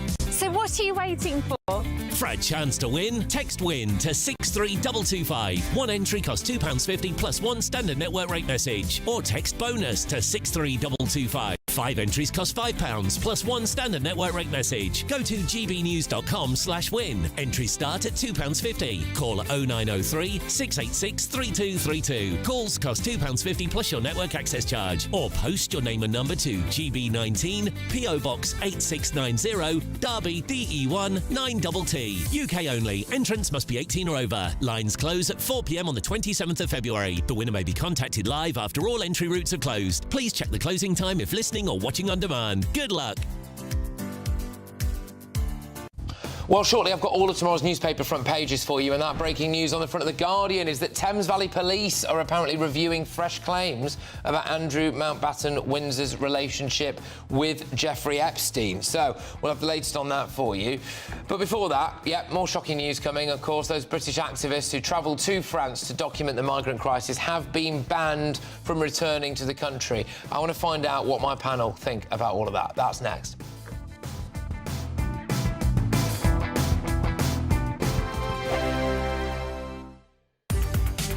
From the school run to the home run, watch a new show for all of Britain. He can say whatever he wants. A straight-talking show where all voices are heard. And, you know, when are we going to stop talking about smashing the gangs and actually do it? With the stories that matter from every part of our country. There's a bit of a crash landing there for your Chancellor. Bold, fearless and standing up for you. That's me, Martin Dawdney, 3 p.m. till 6 p.m, weekdays, here only on GB News. The People's Channel, Britain's news channel. GB News Breakfast, every day from 6 a.m.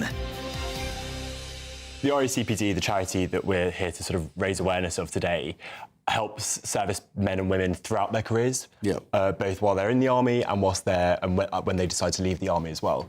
So it could help a soldier upskill themselves and sort of understanding more about their trade or their craft or whatever their speciality is within the army, or it could help a service personnel or a veteran or any of their families if they need sort of a bit of support when they leave the forces to gain an extra qualification and help them into jobs work. So it's really a sort of end-to-end sort of support. So, Holly, in particular, because, you know, you don't hear of so many women joining the armed forces. Absolutely. What made you join? What is it you love about it? There are so many opportunities within the army, particularly adventurous training, going out and doing something that pushes you outside of your comfort zone, new challenges, the people that you spend your time with, the kind of community, the friends and the family that you build.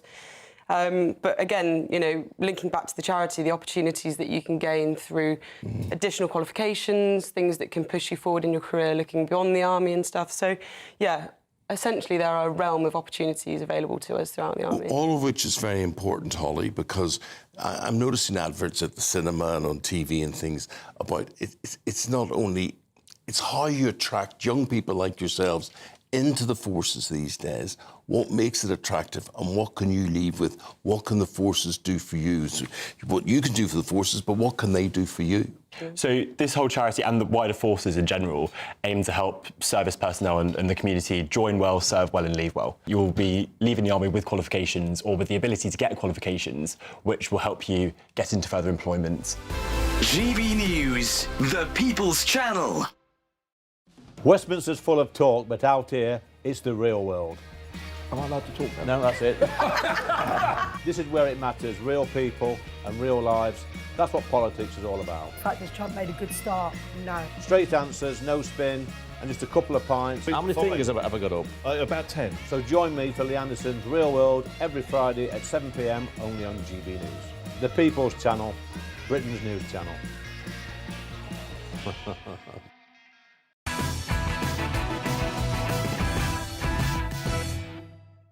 Welcome back. I've got all of tomorrow's newspaper front pages for you very shortly, including some, well, potential police action involving Andrew Mountbatten Windsor. But first, as we've been hearing, Ryan Bridge, who's been to France several times, he says to expose how little the French police were doing to stop that invasion of Britain, had a police officer from West Mercia Police knock on his door shortly before 9 a.m. on Saturday morning to tell him that the French have now banned him from their country. Well, we thought for 10 years, but it turns out maybe forever.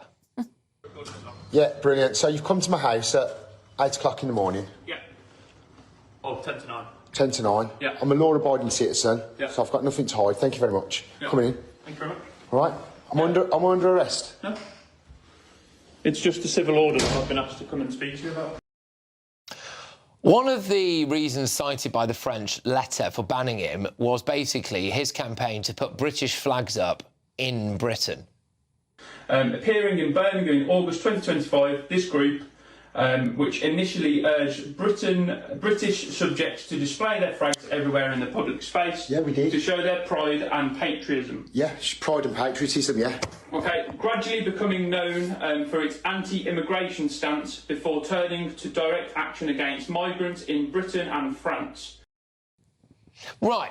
OK, but by the way, just on that, it's a direct action against migrants in Britain and France. I mean, they deny that, and there isn't any evidence that either of those two that we've seen, certainly, have committed any direct action against migrants in Britain or in France, other than, of course, just filming the situation.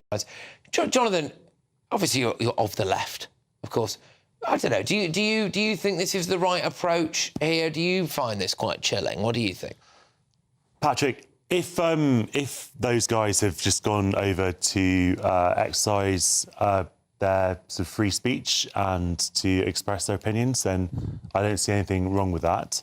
If people are going over and taking the law into their own hands, which has been alleged by some people, that's a different matter. If there is... I mean, look, I have no idea what these men have done. They seem perfectly nice people. If people are being... You know, there's an article that we read where it said that alleged that some migrants had been assaulted or whatever. I don't have any knowledge of that. Yeah, and that hasn't been. That's the French don't seem to have mentioned that. So I don't really understand why they would have been banned from France. What I would say is that if you are going to France with the explicit purpose of interfering in French law, well, just imagine if the shoe is reversed and people are doing that in Britain. Yeah. And I do have to say that even though I might not agree with decisions that individual countries take, countries do have the right to control their own borders. That, I'd have thought, would be something that GBNews would strongly have approved of. Regardless of whether or not they have done something wrong, it is not the job of the British police to act as enforcer for the French government. There is now a complete erosion of trust in the police forces of this country, and it's entirely because of stuff like this.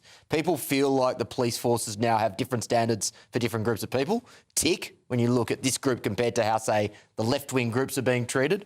And they think that police forces are prioritising groups of people not from this country over groups of people who are part of this country. And again, this adds to this perception that the police forces are not there for the British people, they're there for others. Like, I just can't imagine how stupid you would have to be as a police like someone in charge of a police force to actually go along with this. I mean, I didn't actually get time to put this to those two gentlemen on air, but one of the things that was read out to them was that the French police say, there's a thing called Operation Raise the Colours, right, which we all know, putting the flag up. And there's another thing called Operation Overlord, which is where people were going to go over, you know, on the beaches and all of that stuff and monitor the situation, etc.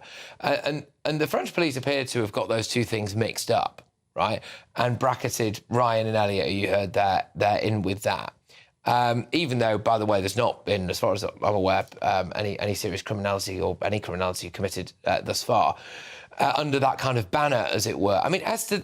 I don't know. I mean, I find this quite chilling. I mean, the other thing that I would say about this is that we have uncovered evidence here at GB News that would suggest that British, often student types, are going over to France to aid and abet some of the charity groups that are over there with the express intention of helping people illegally get to Britain.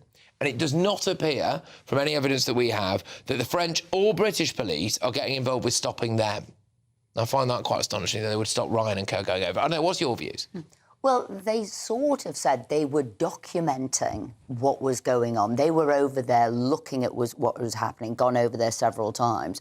So it seems, because we have no proof of any illegality that they did, that is this the French authorities not liking people having documented evidence that they're not doing the job that the British government has paid £700 million for, when they were saying, well, we saw a pattern of what went on. So when we saw them getting sandwiches rather than the cooked food, they were getting ready to leave. And they're saying, well, if we can see it, if we've documented it, what are the French doing? So that seems to be that it has been exposed how little the French are doing for the money they are getting. So is that what it's about? But I do, as Will said, find it very strange that the British police have sent the message to those two, and the French police didn't do that. I think that's very strange. If they had a message to give to British citizens for something they think they've done wrong, then they should have delivered it. Yeah. Or have they ever heard of FedEx? Like, you know... a letter, whatever it was, with proof of that. Look, we like I said, we've been to West Mercia Police about this, we've been to the Home Office about it, and we've been to the French Interior Ministry about it. We have asked them why they're doing it. you know, we do want to see if they've got serious evidence that would contradict everything that we've just heard, then, you know, I think it's only fair that they should be telling us about this. They've not provided any of that. They've not provided us with any statement at all, which is very unusual, can I just say. It's very unusual that three public services, two this side of the channel and one the other side, that none of them would get back to us on all of this. If they do get back to us tomorrow or any time and contradict anything that we've just heard tonight, we will run that, OK? Because we do want the truth here. But at the moment, we've only got what we've got to go off. And I think most people watching this might think that it's a little bit weird that that's happening and a bit sinister as well. But more on that as we get it. Anyway, coming up, I'll have all of tomorrow's newspaper front pages. The breaking news on the front of The Sun is that Prince Andrew has now been booted out of Royal Lodge in the dead of night as he's been reported to the police over fresh claims about his relationship with Jeffrey Epstein. So that is another Prince Andrew development. Oh, sorry, the artist formerly known as Prince Andrew. I'll bring you that next. I forecast a perfect holiday in the sun. Weather looking good then? For sure, and no worries about our travel insurance. All Clear Travel Insurance sponsors GBNews travel destinations forecast. Whilst the weather on Wednesday will be warm and mostly dry in Greece, a lot of unsettled weather will remain elsewhere, especially Spain and Portugal, where there is very serious risk of significant river flooding by midweek. More wet and windy weather on the way, some rivers reaching more than 100-year return periods. Wet weather also to speak of for Italy, but it's warmer than average throughout Greece. All Clear Travel Insurance sponsors GBNews travel destinations forecast. Evening. Yes, it's time for your latest weather update from the Met Office here on GB News. Plenty of warnings remain in place for rain, snow and ice. Cold wind continuing to blow as well through tomorrow, but it should be a brighter day across the south. The rain we've had in the south today from this weather front is creeping northwards as it's hitting the hills of North Wales and northern England, turning a little bit to snow. And some of that snow through the night could come down to lower levels for a time. It could well turn quite icy here as well. We've still got snow falling in eastern Scotland, rain on the coast, but more snow and a strong wind blowing that snow means blizzards. So some pretty horrible travel conditions across eastern Scotland, much of northern England and North Wales, not just through the night, but first thing on Wednesday morning too. We'll see the easterly wind continuing to feed that rain in. So it is rain on the coastal strip, but you don't have to head too far inland before you see that snow falling, really building up over some of the higher routes. Again, western Scotland receiving some shelter, so generally dry here to start Wednesday. Some outbreaks of rain for Northern Ireland and Northern England, but it is turning drier here through the course of tomorrow morning, and certainly a much drier day in the south as a whole. Quite grey, quite misty, quite murky to begin with, but I'm quite hopeful as we go through the day that cloud will tend to break up and we may well see some sunny spells for parts of the Middle and South Wales, Southern England and East Anglia. Further north though, staying cloudy, staying wet in eastern Scotland with further snow to come here. And again, a cold feel in the northeastern corner, but elsewhere quite a bit milder than today. Don't expect it to last though. Look at this. Another batch of rain pushes northwards through Wednesday night and Thursday. And with the ground so wet in the south, any extra rainfall could cause some further flooding, and as the wet weather moves north, again there will be some snow mixed in over parts of northern England and still across eastern Scotland. Again, western Scotland with that wind direction should do okay for dry and bright weather. Goodbye.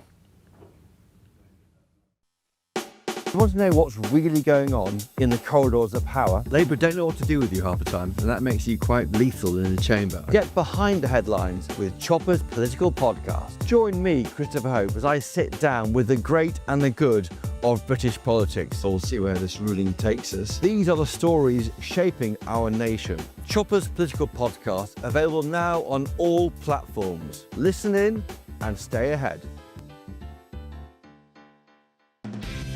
Decisions made in Washington aren't just shaping America, they're shaping Britain too. From migration to global security, from crime to health. Whatever happens in the White House today will be felt in your town or city tomorrow. That's why The Late Show is live from Washington, D.C. Cutting through the politics to show you what it all means for Britain. The Late Show live every night at midnight. Only on GB News, Britain's news channel.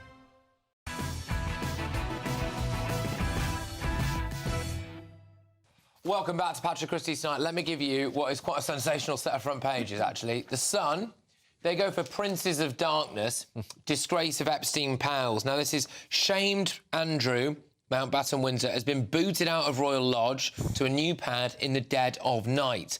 Mandelson, of course, is going to quit the Lords as cops launch a full criminal probe. The Telegraph, Brown accuses Number 10 of a cover-up. So the former Prime Minister Gordon Brown goes to war with this Starmer government over Mandelson's leaked emails. Yeah, I mean, he's questioning why... apparently why Starmer failed to launch an investigation last autumn. Well, we'll get into that. It's a little bit of Labour civil war again, isn't it? The Guardian, the Metropolitan Police investigate Mandelson over alleged Epstein email links. The Prime Minister, on the front of the Independent, the Prime Minister says he let his country down. He's talking about Peter Mandelson there. And the Metro, oh Lord, Mandelson goes as Epstein crisis grows. Let's bring up the front of the Sun front page, actually. So, Will, there's two big Andrew developments tonight. That he's been booted out of Royal Lodge in the dead of night. He's got a new pad somewhere, which I've seen pictures of online, and saying it's incredibly small. There's no room for any staff, and apparently might not even have a garage, as he would probably call it. So, world's smallest violin playing just for him. Exactly. And apparently Thames Valley Police are examining claims involving him and Epstein and whether or not there was a woman delivered to him. Now, I will just say before we have this discussion that no doubt Andrew Mountbatten Windsor will deny vociferously any wrongdoing, and there is no implication of guilt in anything that we are saying in these discussions. However, those are the two big Prince Andrew developments tonight. Yeah, and I don't think that this is the end of it either. Keep in mind that he was a trade envoy. He was actually in an official role for the United Kingdom when a lot of this stuff was going on. If more information is to emerge, which could potentially be seen to be, illegal in nature from Andrew, you could very well see a case against him being brought that he was, misbehaving whilst in an official capacity working on behalf of the United Kingdom. So I don't think this is anywhere near the end of it. No. OK, I am just hearing, actually, we'll go to him in a second, but apparently our royal reporter, Cameron Walker, has some new lines on this for us. We're just working on getting him up at the moment, so I think we are going to get quite a big scoop here from Cameron in just a second. Whilst we wait for Cameron, let's go to Esther on this now. The latest Prince Andrew developments, sorry, I keep calling him Prince Andrew, you know what I mean anyway, on this booted out of Royal Lodge. They call him the Princes of Darkness, yeah. The two of them are that. Well, I have to say, Epstein did document everything really well. I'm looking at some of these photos and they look to me as if there were hidden cameras in the rooms. They were. Certainly Mandelson wasn't posing in those underpants like that for a photo, was he? So, I mean, I'm wondering what else is going to come out. What else are we going to find out about? And that's why I think King Charles was right as soon as he immediately thought what could happen. He got rid of his titles. He's now moved him out in the dead of the night. So I'm wondering what other bombshells are about to land. Well, on that note, sorry, Jonathan, before we go to you, this is the big one. GB News can confirm that Andrew Mountbatten Windsor has relocated to a property on the Sandringham estate belonging to His Majesty the King. And with more details on this breaking news story, I'm joined now by GB News royal correspondent Cameron Walker. Cameron, thank you very much. So, what do you know? Well, Patrick, as you saw first reported in The Sun, Andrew Mountbatten Windsor has now relocated from Royal Lodge near Windsor Castle and has moved to a property on the Sandringham estate, as you said, belonging to His Majesty the King. Now, this isn't going to be his permanent home, but this is basically a pit stop, as it were, before he moves into the widely reported Marsh Farm, although, of course, Buckingham Palace is not confirming that. It's undergoing extensive renovations at the moment. So I understand this isn't due specifically, or at least Buckingham Palace is not being drawn on the fact that, of course, the Epstein files or more Epstein files have been released in the last couple of days. But nonetheless, the timing is perhaps pretty significant. So, of course, we knew Buckingham Palace announced in October 2025 that Andrew Mountbatten Windsor would be moving out of Royal Lodge. He would forfeit that lease where he was paying peppercorn rent on, and he had been for the last couple of decades, to move to a property solely funded by King Charles. So it would not be funded by taxpayers whatsoever. Of course, Royal Lodge is a private property owned by the Crown Estate, the profits of which go to the Treasury to benefit the public goods. But of course, the argument was that Andrew wasn't benefiting the public goods because he wasn't paying any rent on it. In fact, he was paying peppercorn rent. And of course, on top of that, he was being accused by Virginia Giuffre, for example, the 17-year-old, or at the time was 17, accused Andrew of having sex with her when she was a 17-year-old child. Allegations that Prince Andrew has always denied, this, of course, on 3 separate occasions. Andrew, since then, we have seen, haven't we, Patrick, in the last couple of days, that photograph of Andrew Mountbatten Windsor on all fours. And then his brother, Prince Edward, only 6-7 hours ago, was essentially kind of ambushed by a journalist and asked how he felt about the latest tranche of Epstein files, and says our thoughts are with the victims, perhaps showing the contrast between working members of the royal family and Andrew Mountbatten Windsor. But nonetheless, as you're seeing on your screens now, with the Sun's front page saying that Prince Andrew has been booted out of Royal Lodge, GB News can confirm that is the case. He is currently now residing in Sandringham. But if we do see him in the Windsor area, in the Royal Lodge area, either riding the horse or for a separate private appointment over the next couple of weeks, I'm told we should perhaps expect that. But he is 100% moved out of Royal Lodge and is now residing in Sandringham before he moves into the his main new Sandringham residence. So a significant step this evening, Patrick. Yeah, look, Cameron, thank you for this. Look, I might be about to ask you a question you don't know the answer to, so I'm sorry about that in advance. Okay, but what do we know anything about this potentially more permanent property that he could be getting? Like, kind of size of it, I'm thinking, that kind of stuff. Do we know anything about that? Yeah, I mean, it's significantly smaller. It's basically Marsh Farm is what the property is called. Buckingham Palace is refusing to comment on whether that property is accurate for security reasons, but it has been widely reported that Marsh Farm is the property in question. The reason we know that is because newspaper journalists have had people basically stationed outside that property for a number of months now, and we have seen over the last couple of weeks security cameras being put up. We have seen big privacy fences being put up as well. But Royal Lodge, Patrick, a 30-room mansion, this by royal standards, significantly smaller, not many bedrooms, is a bit of a dump at the moment. Of course, I'm sure by the time Andrew moves into it, it will not be a dump. And I think by anybody watching this programme standards are going to think, well, it's still a pretty big property, pretty big garden, pretty big house. By royal standards, this will seriously be a blow for Andrew Mountbatten Windsor. Of course, it's been reported that he is not happy with the property and thinks it's pretty pokey. We can't confirm that independently here at GB News, but it wouldn't surprise me if Andrew thinks that is the case. Wow, Cameron, thank you so much. Really appreciate you popping up for us here and giving us all those breaking lines. There's Cameron Walker there as GB News' royal correspondent. Right, OK. We are going to put a pin in this for now, and when we come back, I've got more front pages for you with what we believe is probably more breaking lines on the whole Mandelson and indeed Prince Andrew and obviously Epstein story as well. In fact, breaking on the front of the Daily Mail, big questions over Fergie. No, not the former Manchester United manager. Sarah, Duchess of York's relationship with Epstein. They are all over it. Tomorrow's papers, aren't they? More on that next. Britain deserves a newsroom that puts the facts and your voice first. Well, and that's what you get on GB News. Lively debates, lively conversation. And we're not afraid to hold power to account. And each other. So join me, Andrew Pierce. And me, Miriam Gates, for Britain's Newsroom, weekdays from 9:30 on GB News. GB News Breakfast, every day from 6 a.m.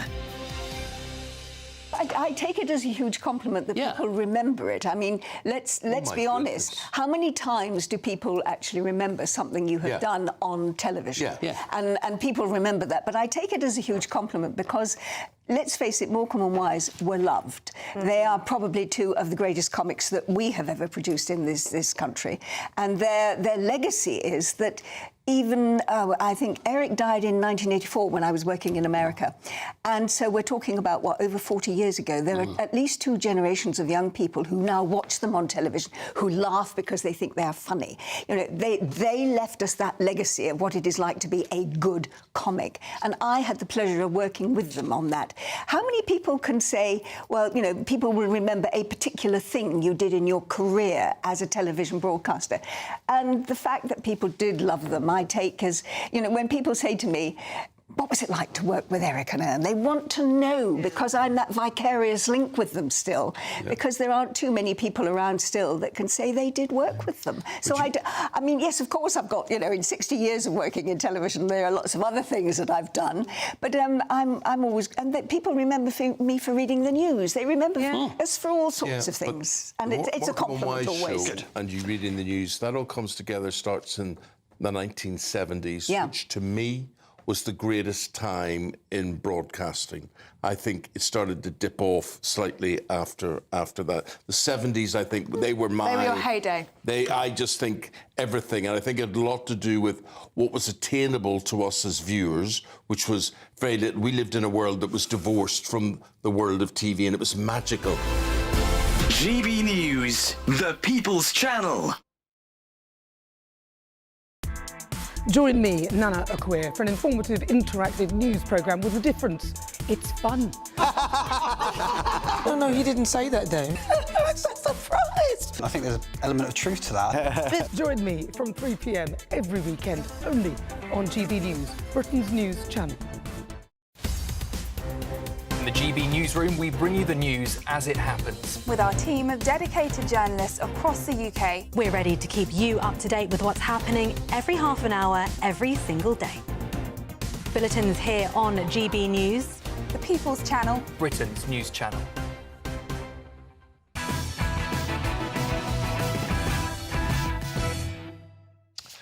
Welcome back to Patrick Christies tonight. Let me whiz you through the rest of tomorrow's newspaper front pages. The I paper. Police investigate Mandelson after Number 10 hands over Epstein dossier. The Daily Mail, evidence that damns the Dark Lord. So the Met is sensationally launching a criminal probe into Mandelson, but their story at the top there is this. What motivated Sarah Ferguson to take her young daughters to visit a convicted paedophile? So there's that. The Daily Express, Edward's call to remember victims of evil Epstein. Now, I think, have we got this clip? We've got the clip, haven't we? I believe, of this. Right. So we can show you a clip of Prince Edward earlier today being asked a question about how the royal family is bearing up with this. Here's what he had to say. Listen closely. With the best will in the world, I'm not sure this is the audience that is probably the least bit interested in that. So they all came here to listen to about education solving the future. But no, I think it's all really important always to remember the victims. And who are the victims in all this? And then he says, and who are the victims? And then the next thing he says is there are a lot of victims in this, which some people have said, obviously, is literally just all about the actual victims, right? And a lot of people are saying it's a bit of a weird thing to say. And who are the victims? There are a lot of victims. I don't know. What do you guys make of it? I'm giving him the benefit of the doubt. I think it was poorly phrased.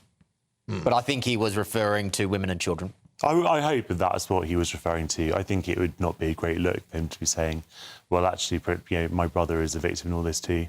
I mean, arguably, you could say that his daughters have been dragged into this. I mean, he could also say that, King Charles, the royal family are also victims, and not in the sense of, obviously, the women and girls that are abused, but as in, collateral, aren't they, in all of this, I suppose, maybe? I thought he came across as tongue-tied, deeply embarrassed, and was hoping he wasn't going to get asked about it, and then sometimes your tongue does run away with you, so you're sort of saying something, you don't know what you're saying. Yeah.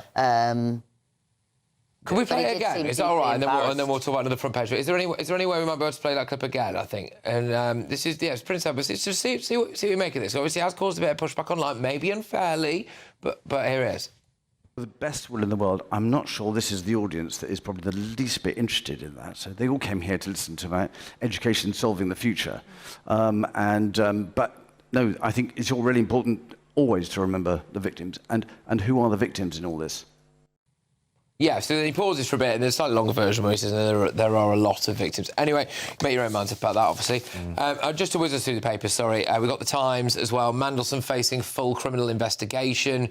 He's going to exit the Lords. Gordon Brown condemns an unpatriotic act. The Mirror, anger at Mandelson grows.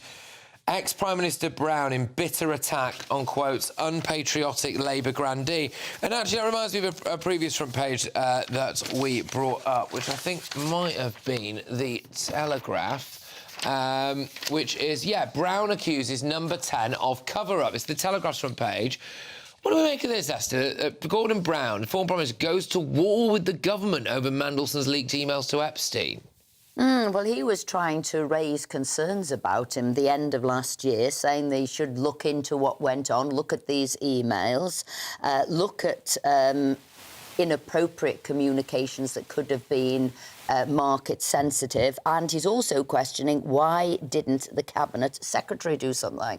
They sort of said, we looked into it and there's nothing to see here, Gov. But actually, I think on this issue, I think Brown was right. But if you remember, Starmer's tried to cling on to power now for so long, he's managed to fend off every attack that came his way. And actually, we do need to look at Starmer, his misjudgment, him bringing him back in when he knew all of the man's failings. Talk about his brilliance as a politician, whatever. Long time ago, his failings outweighed that. So Brown is right, and why they never investigated this is beyond me. I think the headline's slightly overdone. He's not going to war with Starmer.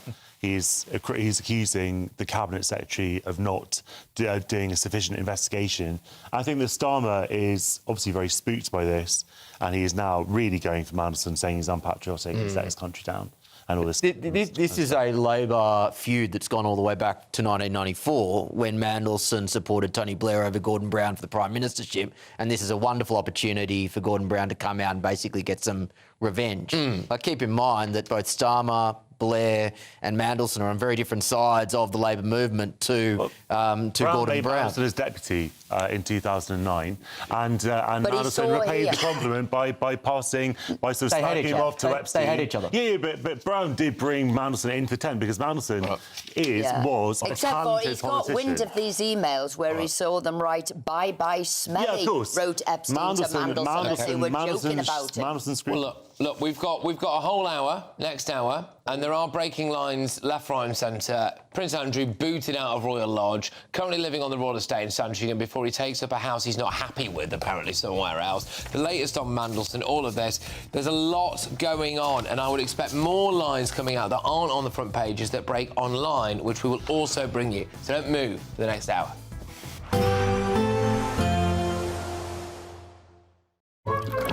Warm and cosy, with a chance of zero visibility. Boxed Boilers sponsors the weather on GB News. Evening. Yes, it's time for your latest weather update from the Met Office here on GB News. Plenty of warnings remain in place for rain, snow and ice. Cold wind continuing to blow as well through tomorrow. But it should be a brighter day across the south. The rain we've had in the south today from this weather front is creeping northwards as it's hitting the hills of North Wales and northern England, turning a little bit to snow. And some of that snow through the night could come down to lower levels for a time. It could well turn quite icy here as well. We've still got snow falling in eastern Scotland, rain on the coast, but more snow and a strong wind blowing that snow means blizzards. So some pretty horrible travel conditions across eastern Scotland, much